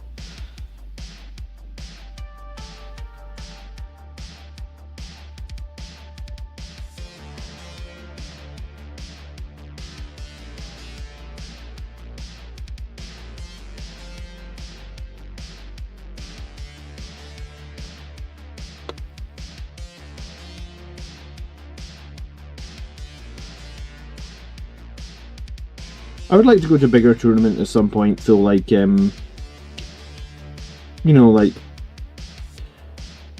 I feel like if I was gonna, like, go big or go home sort of thing, like, if I'm gonna go to a big tournament, I guess I should probably just go, like, Las Vegas Open or something, just like I said, go big or go home. I mean, I think I could probably go in a few years' time as well, when the kids are a little bit older and a little bit easier for my wife to deal with.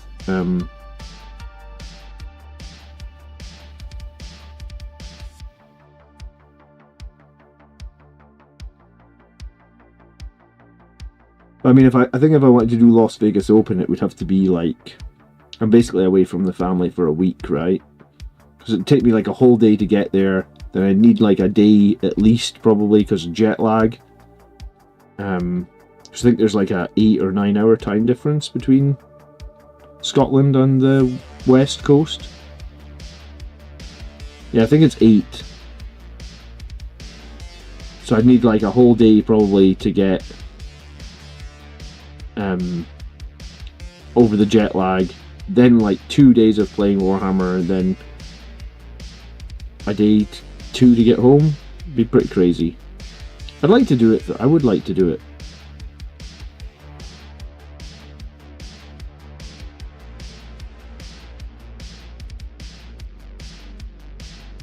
If nothing else, it'd be nice to meet a lot of people in the community as well. I'm kind of isolated in Scotland. Like, I meet some people, but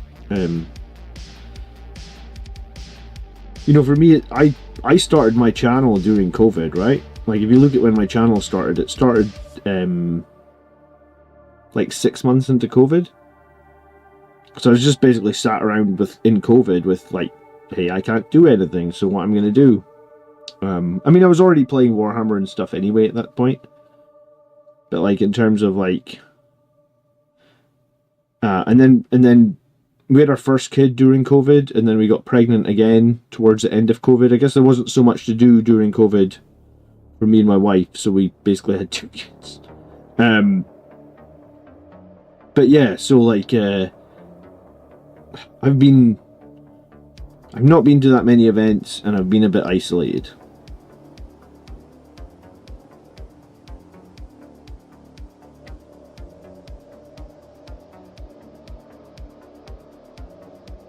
We're gonna have a Blood Angels Commander LVO party. There we go. You close to LVO? Yeah, I mean, there was fuck all else to do during COVID, like you said, yeah. In some ways it's a blessing, right? Like, if there hadn't been COVID, then I might have never started my YouTube channel, so I can't even imagine what that would have looked like, right? Like, in terms of like where my life would be or whatnot, or I feel very I feel very blessed to have the channel, and I feel very blessed to have the community that I've got as well. Like,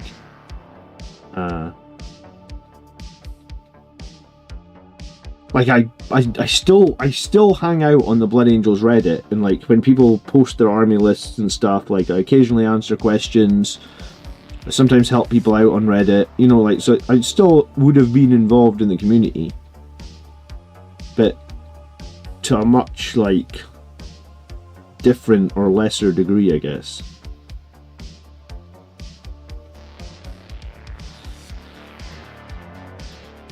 Yeah, I think everybody's time perception got really messed up with COVID as well, because like people talk about like, oh, I did this in this year, and then it was like, oh my goodness.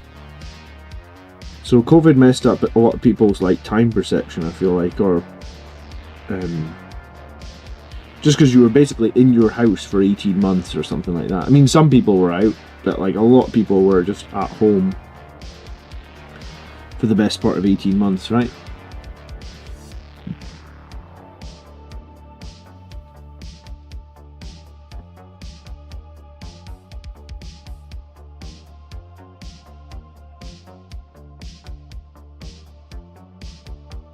Yeah, I think my life would be boring without the community. Or you know what, I'd just be a troll in Chapter Master Valrak's chat. Because it's just what, you know. Haven't watched Valrak in a few weeks actually. I keep seeing like his video titles are so like, oh my god, there's new Space Marines, and I was like, yeah, I'll watch. You know, when Games Workshop release the new Space Marines, I'll hear about it, I'm sure. Or like, what is going on with Games Workshop? I think that was one of the titles today. I was like, okay, I don't know. I must admit, I'm out the loop. I haven't been following any of the rumor content. Am I really out the loop? Is the rumor content that important?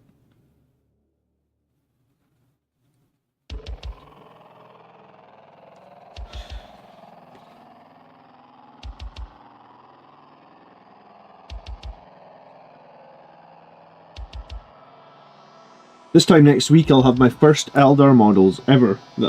Well, maybe not ever, but my first Eldar models in like 25 years. So next Saturday night stream, I'll probably be building some Eldar models, I think.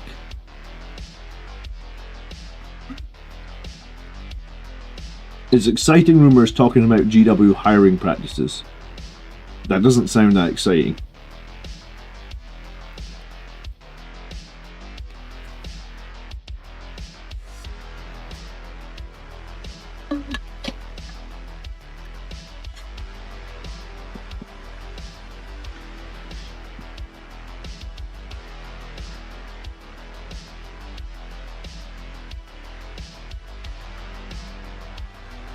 Howdy, Frank. Good evening.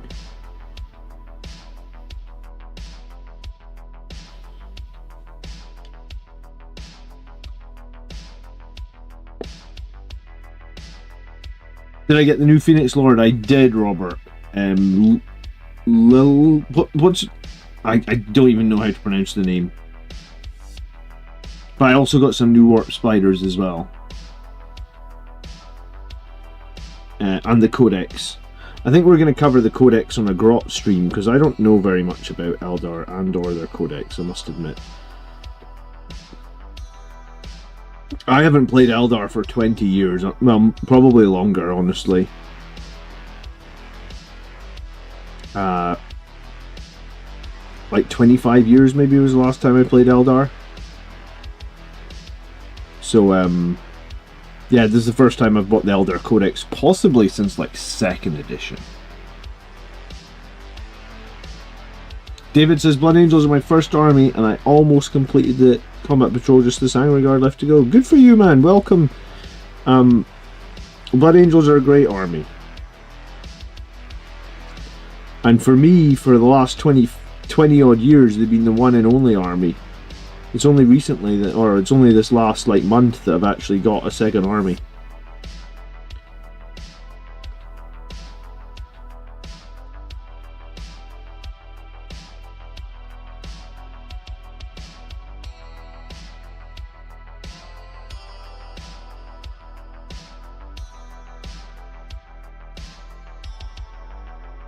Didn't Eldar just get nerfed? The rumours from the Codex... Ah, well, do you know what? I say the rumours. The whole Codex is leaked online, from my understanding. I saw a lot of people linking, like, to a leaked PDF. I haven't looked at it. I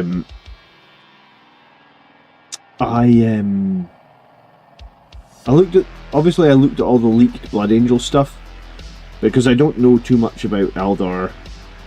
I thought I'd just wait and get the book and read through it when it comes.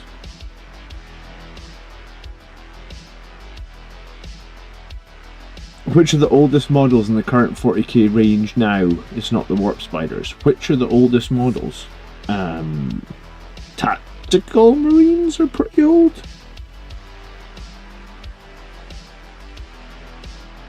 I don't know which are the oldest models.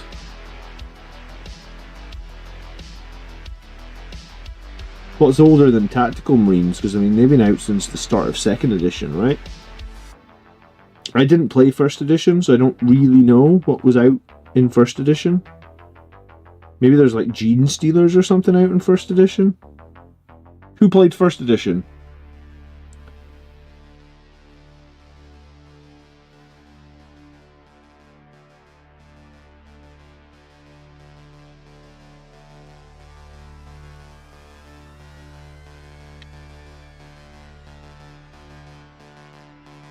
Art of War have already made a video on the Eldar and it sounds like it'll be quite strong.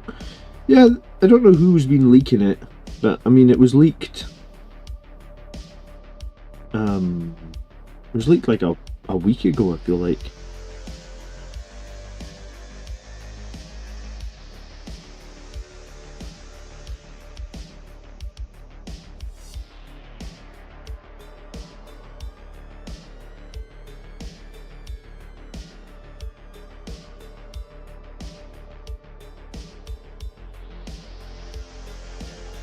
It'll all depend on points.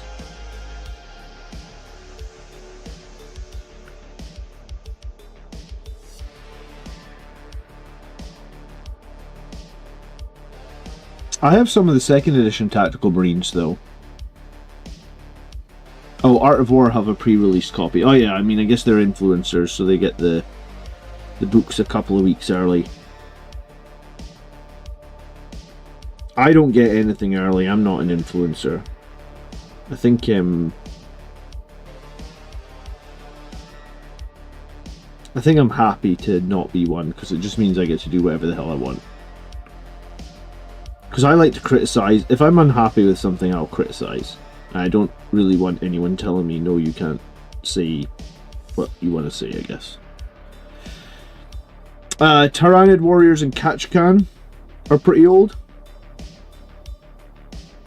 I think Tyrannid Warriors used to come on square bases many, many years ago. The Ballistus tank is also pretty old. I think in the 2nd edition Codex there was a Tyrannid Warrior that was on a square base, or was it like a... was it a Hunter Killer or a Hunter Seeker or whatever it's called? Was that the one that was on the square base?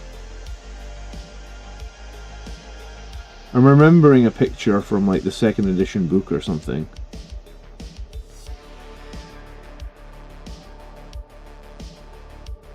I have some Rogue Trader Terminators, they're pretty old. Are they still valid though? Like, they still have the right weapon options, right? Look, I've got one right here actually.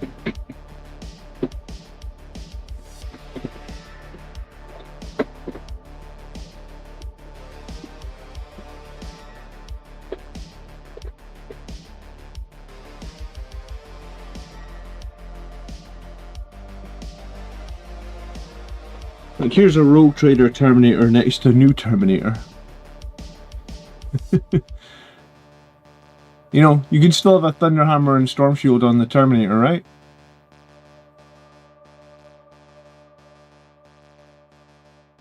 Are these guys still pretty valid? What white is that? Vallejo model color white. I like it a lot. I don't like Games Workshop whites. They come out very chalky, it feels like. And you need so many coats. Like if you're painting white over like gold like I am here, I feel like with the Games Workshop white I need about 8 coats to cover the gold. It's probably not 8, I'm exaggerating, but I hate it. Whereas this white will still need multiple coats, but it's nowhere near as like chalky or gloopy or...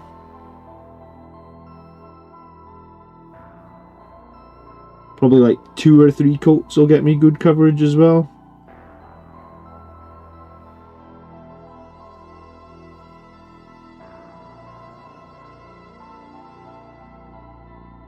And I think the Vallejo paints are cheaper. I think they're like $1.99 on Amazon. And they're dropper bottles, which is just way better as well, because you don't waste any paint. The Games Workshop pots are the worst pots in the world for wasting paint with. This brush is getting out of control though. This brush is on the end of its life.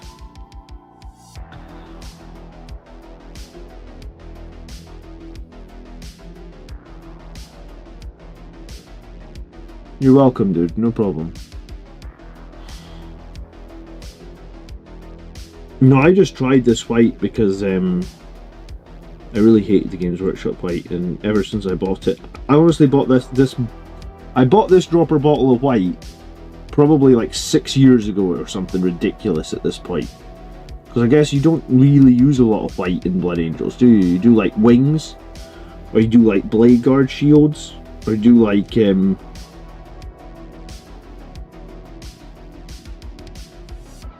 apothecary once in a blue moon.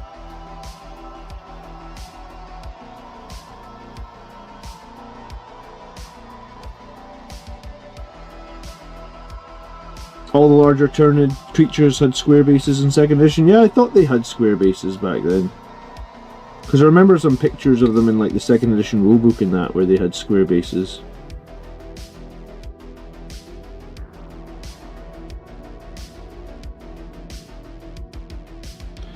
I'm trying to build a 1,000-point list. I just need range support and E-tank to help me close up. I'm like... I don't know if the Ballistus Dreadnought is sufficient to fill anti-tank. I mean, a single Ballistus Dreadnought is probably not sufficient. In a 1,000-point game, it's... I mean, it's not bad, but, I mean... the Ballistus is pretty good at not doing anything. Like, it will kill stuff sometimes, but it will also do... It'll have entire turns where it does nothing. It's not really weight of fire, right? I mean, I've been playing a Ballistus Dreadnought for like maybe even 9 months. Do you know what? Maybe even longer, because I had one in my Gladius list. So I've probably been playing the Ballistus Dreadnought in every single list now for like 2 years. Or a year and a half. Since 10th edition came out, I've had a Ballistus Dreadnought in my list. And I like it, I think it's good, but I don't think it's enough on its own to really be fire support. I mean, 1,000 points, it probably doesn't feel too bad if it's on its own. But I still think you'll have turns, or you have games where it just, you know, it'll do nothing.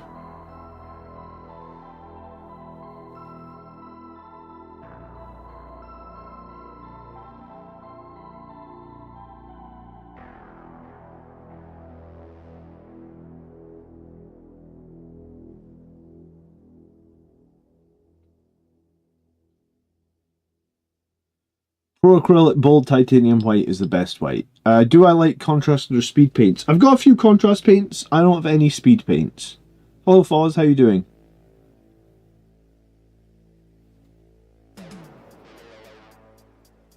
In 1,000 points I maybe run a Gladiator. I mean, a Gladiator is good. My bottle of Corax White is like 9 years old. I mean, is it still classified as a paint at that old, or is it just a gloopy disaster? I can't imagine. I remember what Corax White is like. I actually think I threw out my pot of Corax White because I thought it was so bad. It's just, I'm looking at my paints, it's just not there. Like, I just think I just threw it out. Like, fuck this paint.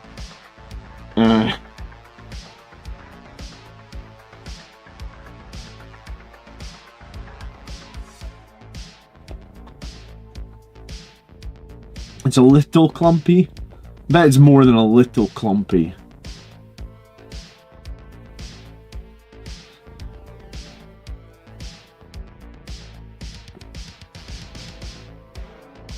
Kevin says the Ballistus either disappoints or massively overperforms. Yeah, I think that's probably where I land on the Ballistus Dreadnought. But, I mean, if you play it enough times, you'll probably get a game or two where it overperforms and you'll think, ah, Ballistus is pretty useful, and then the very next game it'll just massively underperform and you'll think, why am I including this? I think that's probably just it doesn't have enough shots to be reliable, so it'll swing high or it'll swing low.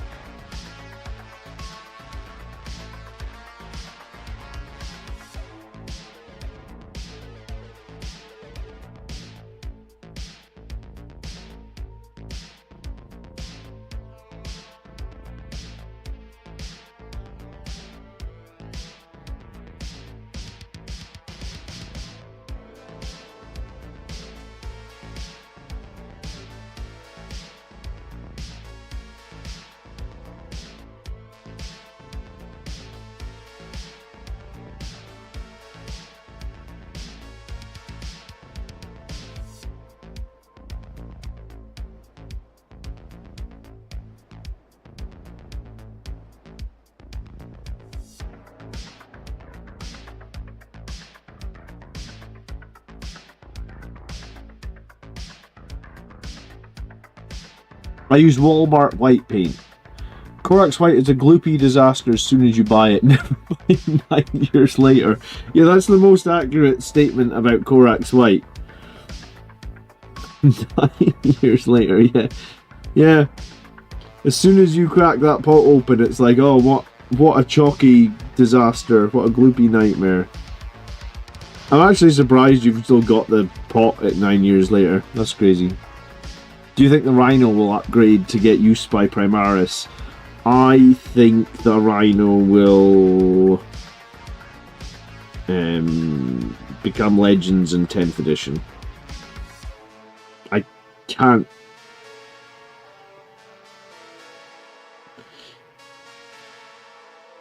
I don't know. I mean,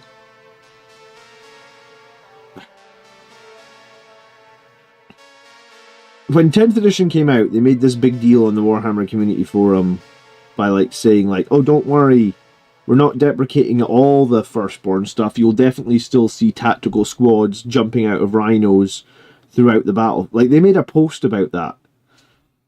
And I was like, hold on a minute, I haven't seen anyone run a tactical squad at this point in about a decade.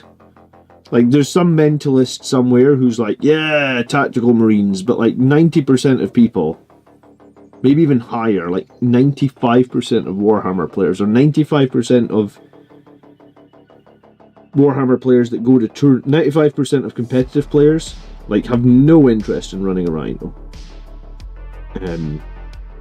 You know, there was a couple, like, there was a hot minute where, like, the Death Company were doing, in Sons of Sanguinius, you could have 10 Death Company inside a Rhino, that was pretty good.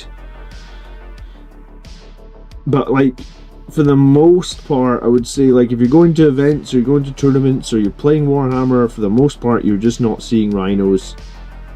Are Rhinos exciting, or a strong enough proposition to still exist into the next edition? I don't know.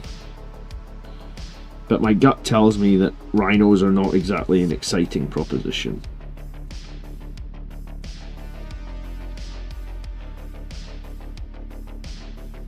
Get some impulsors. Impulsors are good. Hoth blue is a good effect for sword colours. You know what? I've got a bunch. I've got, I like to use Temple blue. I like to use Kronos blue. Apparently, I like to use Gilliam and Glaze, which I didn't even realise was... You can't buy this shit anymore. They stopped making Gilliam and Glaze. Sad times. I like to use that on my swords.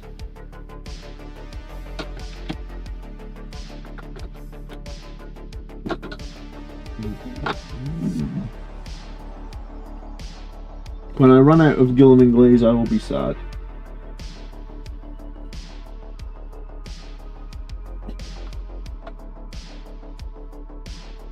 My World Eater Second Army needs Rhinos. I think Rhinos might still exist for Chaos, right? Because they don't have Impulsors, they don't have Repulsors,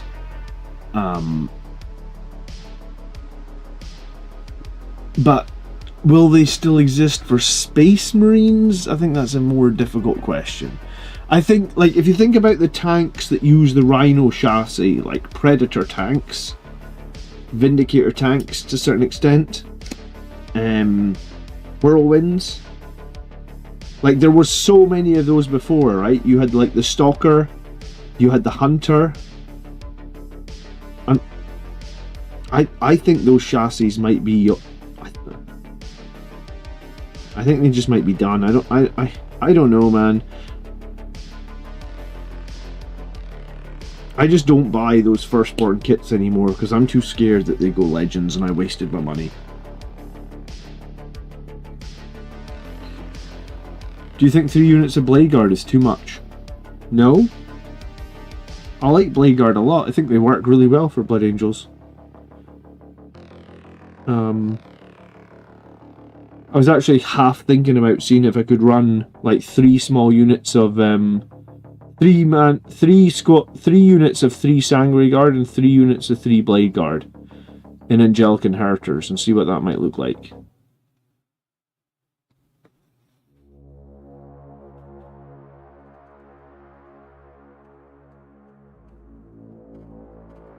But no, I mean, I've heard people say that they think Land Raiders will still exist for Space Marines.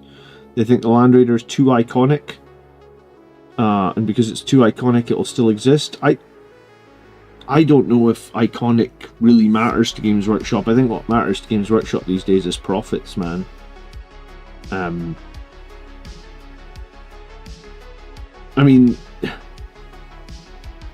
if everybody, like, if you think about, like, if they could sell everybody that's already bought a Rhino, a new Rhino, they would do it because I feel like the profit is the driving factor, maybe.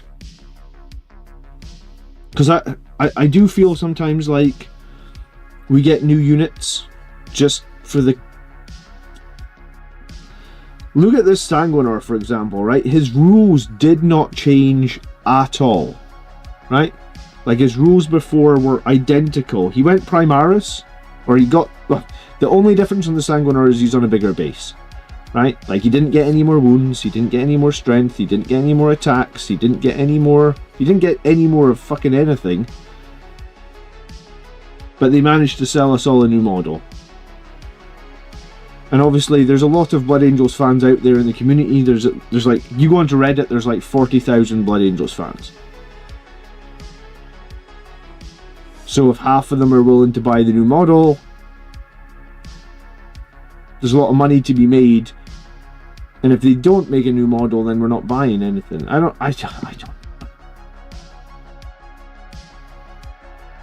I think if they really, if Games Workshop really wanted to, like, but maybe this is just me, if they really wanted to, like, stop people getting screwed over, right? Because people get screwed over all the time. There was a post on Reddit right after the Blood Angels Codex came out, maybe like a week or two before the Blood Angels Codex came out. Some guy on Reddit had bought two dreadnoughts, let's say. He'd bought the Librarian Dreadnought and the Furioso Dreadnought, and he'd made those models, and he was super excited that he'd made them, and he'd taken us so in the Librarian Dreadnought. Where can I find the rules for these models? Because they're not in the new codex. And it's like, sorry to be the one to tell you, but they're not in the new codex because they've just been legends, right? You know? So, like, someone's always getting screwed. So, like, I think if Games Workshop wanted to stop that, and they could just come out and tell us when, like, what's the life cycle on the model, that would be good. You know, because if they say, oh, well, the Rhino is going to stay till the end of 12th edition, right? Then I feel like you could make a pretty informed decision on whether you're going to buy that Rhino or not, because you know it's going to stay around for 3 or 4 years. But right now, I feel like you don't know. So what do? You just don't buy it, or you buy it and you get screwed? I just don't know. The missed opportunity for a monster-style character for Blood Angels is the Sanguinius. Yeah, I agree with you, Jim. I think it would have been great. Top player says, I don't mind new models. Yeah, I mean, I don't mind new models either, top player. In fact, I have basically all of the new Primaris kits. There's only like 2 or 3 I don't have. But I don't like getting resold the same model just because they want to resell me the same model. Right, if that makes sense. And I don't like not knowing if I don't like not knowing if a purchase has no value, right? In 6 months, in a year, whatever, however you want to look at it.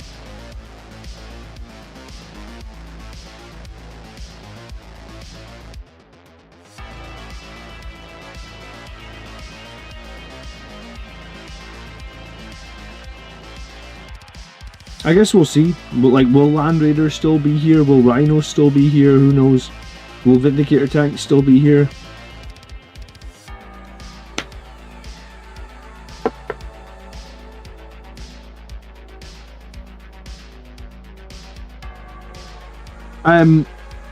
Yeah, I think the one thing to say, Peter, is nobody cares about, or WYSIWYG, which was once super important, seems way less important now.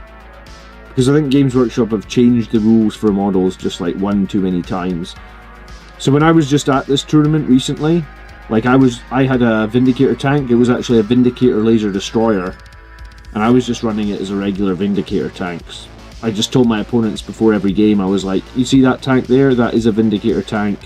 Games Workshop Legends, the version that I'm running, so I'm just running it as the regular one. And like, you know, 10 years ago people were really passionate about WYSIWYG. Every model needed to look like it had the right weapon option and stuff like that. Now I feel like people care much less, because it's impossible to stay WYSIWYG with the rules and stuff changing all the time, and stuff getting legends all the time as well.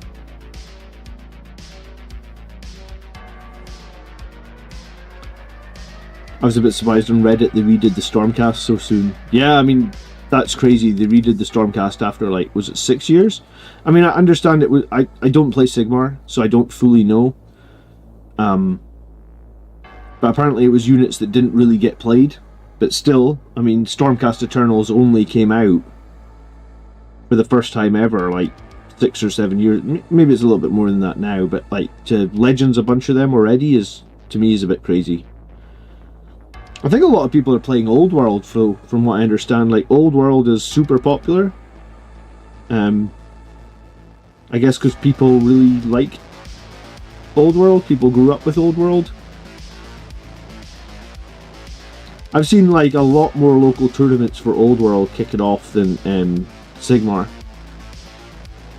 That's a Stormcast helmet on your Marine. No, it's not. It's the new Sangre Guard helmet that nobody likes, and because nobody likes it, I didn't put it on my Sangre Guard combo, so it ended up on this Lieutenant with combi weapon. I wanted to make him a little bit more Blood Angels. So this bit on top here, that's off the upgrade sprue. That's a helmet from the new Sangre Guard kit that, yes, very much looks like a Stormcast. But it isn't a Stormcast. It's the new Sangre Guard helmet that nobody likes. Same thing. Well, fair enough.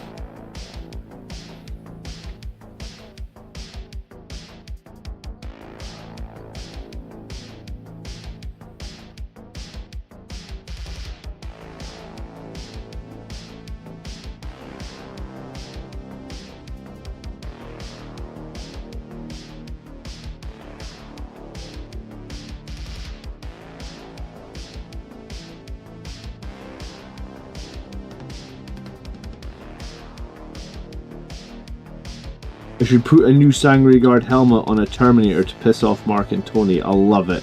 What a great idea, Jim. Yeah, when I'm making these Terminators now, please remind me. Please remind me to put a Sangre Guard helmet on it. They will hate that so much. I don't know why that gives me such glee, but for some there's a small sadist part inside of me that loves the idea of just winding them up.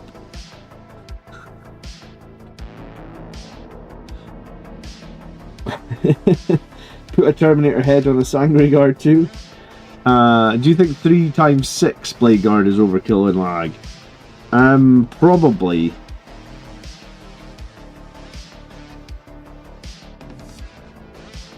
I mean, if you're running 6 times, the thing about Blade Guard is they kind of work best with an impulsor. So are you gonna run 3 impulsors? I guess. By the time you put 3 sets of Blade Guard, you attach some characters.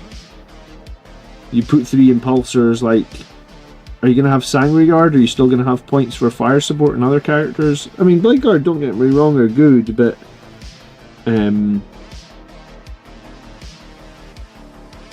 we don't see too many competitive Blood Angels lists with a crap load of Blade Guard.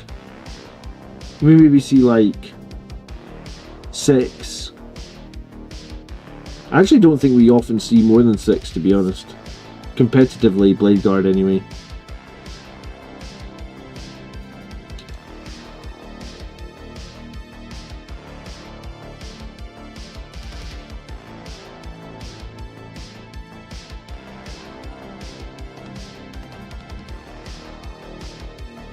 Are spears worth it from Sangre Guard? No, sorry. You want to be running them with swords. Swords are just better in like 90% of the matchups. There's like a very niche matchup. Can't exactly remember which one it is, but there's like one very, very niche matchup where spears are better, but the thing is, swords are going to be better 90% of the time, maybe even 95%. So it's like, if you take the spears, you're making it harder for yourself in 9 out of 10 games. So you just always want the swords, I think.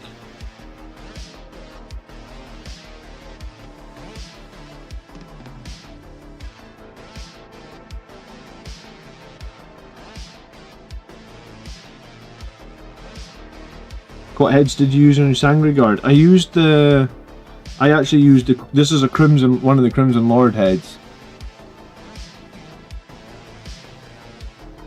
I just thought it looked better than the Stormcast one. Or, to me, it felt more Sangre Guard, honestly.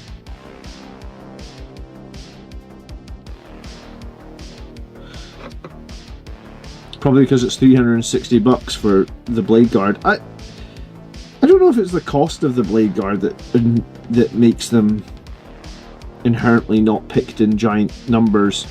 I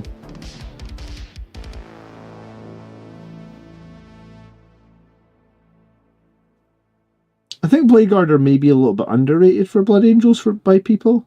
I'm not entirely sure why they're so underrated. But yeah, they're not a super popular squad. I don't think it's necessarily the cost, because when it comes to like the top players or the tournament level players, they'll find ways to include the unit regardless of the cost, right? They'll just get their friend to 3D print them or something like that, you know?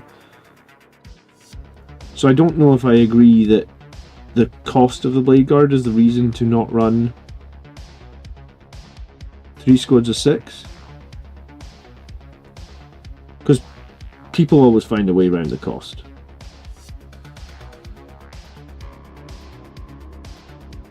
The Tacticus Terminator is such an abomination. He is not. I don't know why you don't like him so much. Why is he an abomination? You're so mean.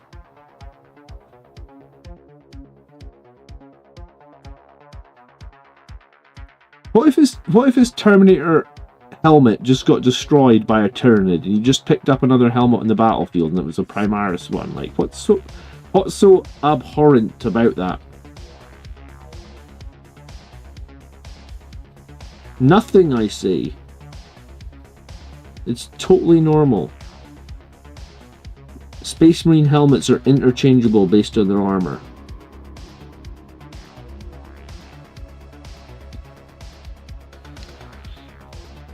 Ardeen, good evening. I'm gonna need to go in a minute because it's getting late. Oh, my camera has just run out of battery as well. Ah, that's good timing. Did that really run out of battery on me? Oh.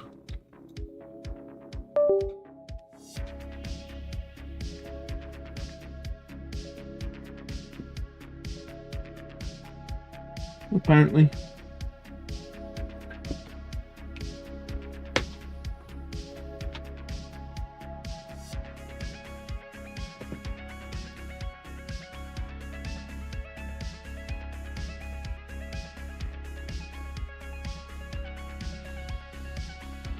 The Terminator would go helmetless in that situation, but what if he's scared of getting shot or getting acid sprayed on his face like in Aliens? That could be happening. Right? He could get acid sprayed on his face.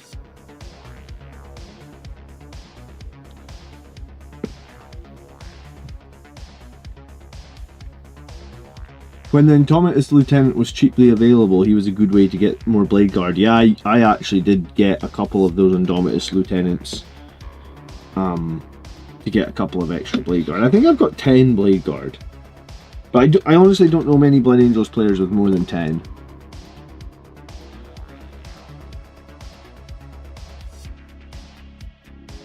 Space Marines know no fear. It's not about fear, it's about getting his beautiful face melted and then having to wear a half mask like Tycho, right?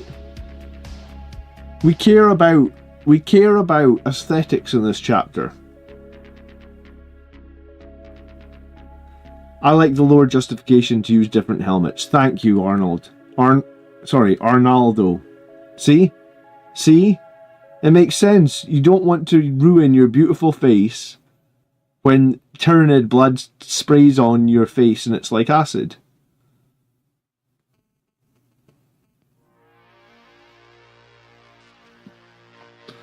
That's the justification. Had you used an aggressor helmet on a Terminator, it might look 1% better. Well, I do have 5 more Terminators to make, so we will keep. Stop watching Alien. I love Alien. It's one of my favourite movies. That and They Live.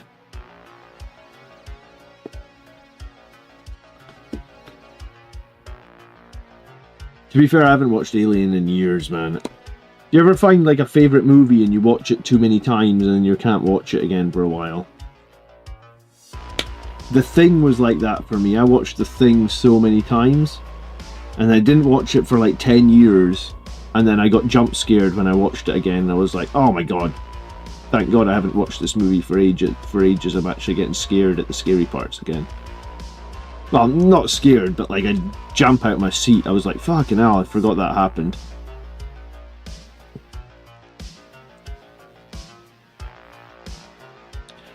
Aradine, thank you so much, dude.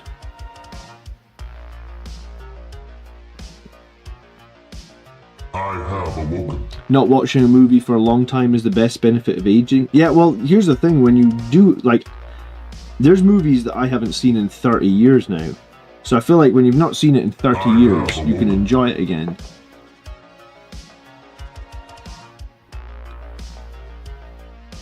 One of my favourite TV shows is Stargate SG-1, and I feel like I haven't watched Stargate SG-1 now in like...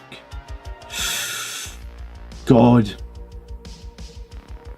Maybe almost since it first came out, right? Like I think I did a rewatch maybe when it first came out. I have awoken. But like SG-1 was like... I want to say Stargate SG-1 was like 1994. It can't be that early. What year was SG-1? I have awoken. Dude, thank you so much for the gifted memberships, man. That's very generous of you. It was 1997. It ran for 10 years. So yeah, I must have not watched SG-1 now for like 15 years. So like another 5 years and I can hopefully enjoy SG-1 again and not remember any of it.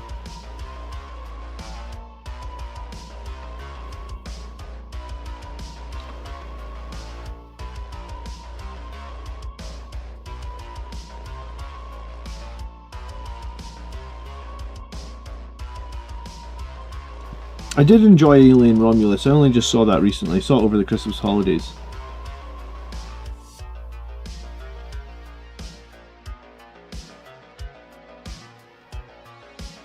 I keep thinking that they should do something. You know how like Hollywood reboots everything?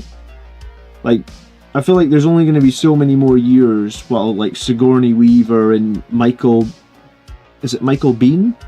B-I-E-H-M or something? Michael Biehn? I'm not sure I'm pronouncing that right. He played, was it Hicks in Alien? He was the guy that was like, the only way to be sure is to take off and nuke them from orbit, right? I feel like there's only so many more years that they're still alive, because Sigourney Weaver must be getting like 70 now, right? She must have been like 25 in the first Aliens movie, or yeah, which was like the mid-80s. So mid-80s is 40 years ago now. It's pronounced Michael Biehn. Alright, okay, at least. My favourite movie is Real Steel. Man, I think I've only watched that once. I thought it was alright.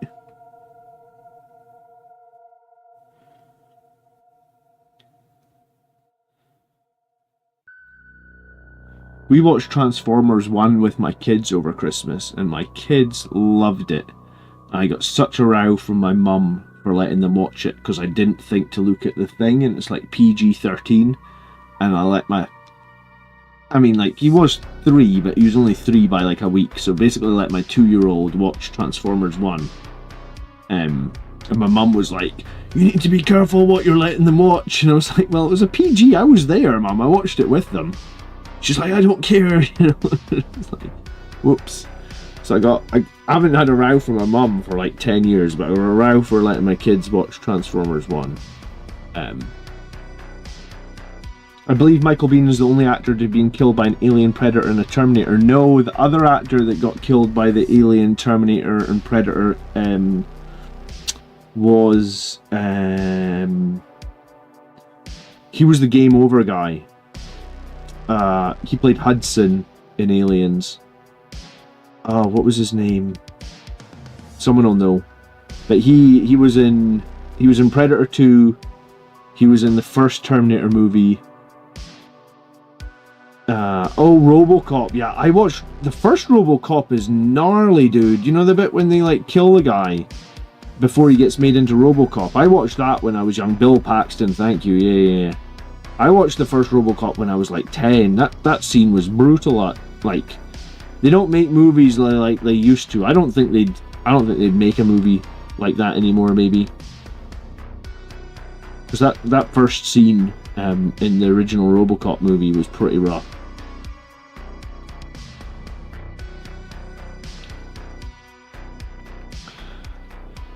New Fav says, I'm new to Warhammer. I wanted to ask, what are some good units for a 1000-point Blood Angels army? I've got a few videos on the channel for a 1000-point Blood Angels army. I believe one of the videos is like the Combat Patrol video. And the Combat Patrol is a good way to start Blood Angels at the moment, because it brings you 6 Sanguinary Guard, which are good. It gives you a Captain, which is also pretty good. So I'd like search Blood Angels Commander Combat Patrol and watch the video that I made about Combat Patrol. That'd be a good place to start for sure. Beyond that, I mean, like, I've got a playlist where the playlist is called like competitive Blood Angels lists. Again, it's on the channel, and all I do is like look at the best competitive lists like over the last 6 months, over the last year. There's over this edition, there's like 10 videos on that playlist as well, so you could watch those videos and pick some of the units, or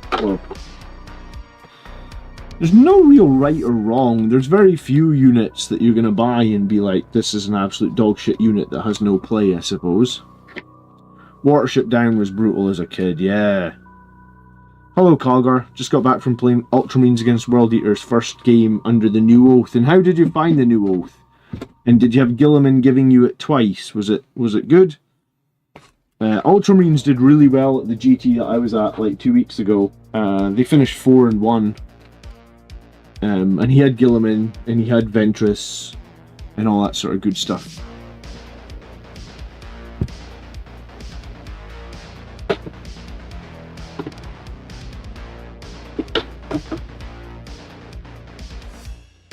Oh, me, I'm tired, man.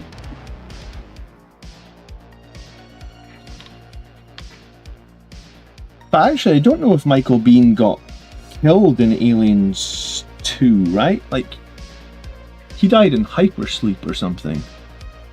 I don't think he got killed by the alien, because he got acided.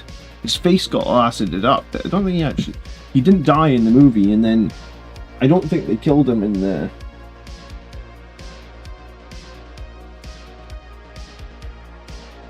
Oh, my phone's being real funny. It will not charge. Gilliman was giving it twice, but he pooped. The +1 to wound is very significant, yeah. He got done dirty, yeah, you're right, 100%. He did get done dirty. They killed him between the movies.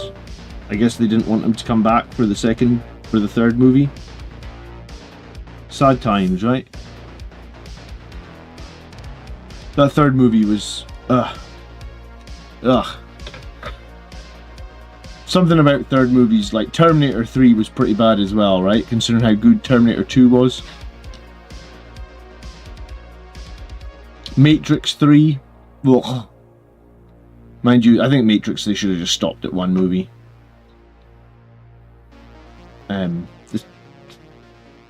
I must have seen Matrix 1 like 10 times. I've seen the other 2 and 3 like once each. Godfather 3 though, there you go. Did I like Prometheus? Ish. I think I've only seen Prometheus in the second one. I can't remember even what the second one was called. I've only seen it like once each.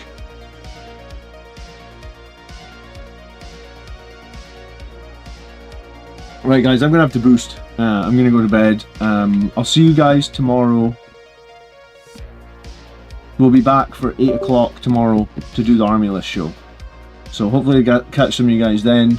We're live every Sunday to look at Blood Angels Army Lists for like an hour and a half. So hopefully I'll see some of you then. Have a great evening. Thank you so much for the support. Leave a like if you haven't done that before you head off. I'd appreciate it. And I'll see you tomorrow evening. And remember the Royal Rumbles tonight. Let's get ready to rumble. I don't know. I'm going to watch the Royal Rumble with my 3-year-old. We're going to have fun. See you guys tomorrow. Peace.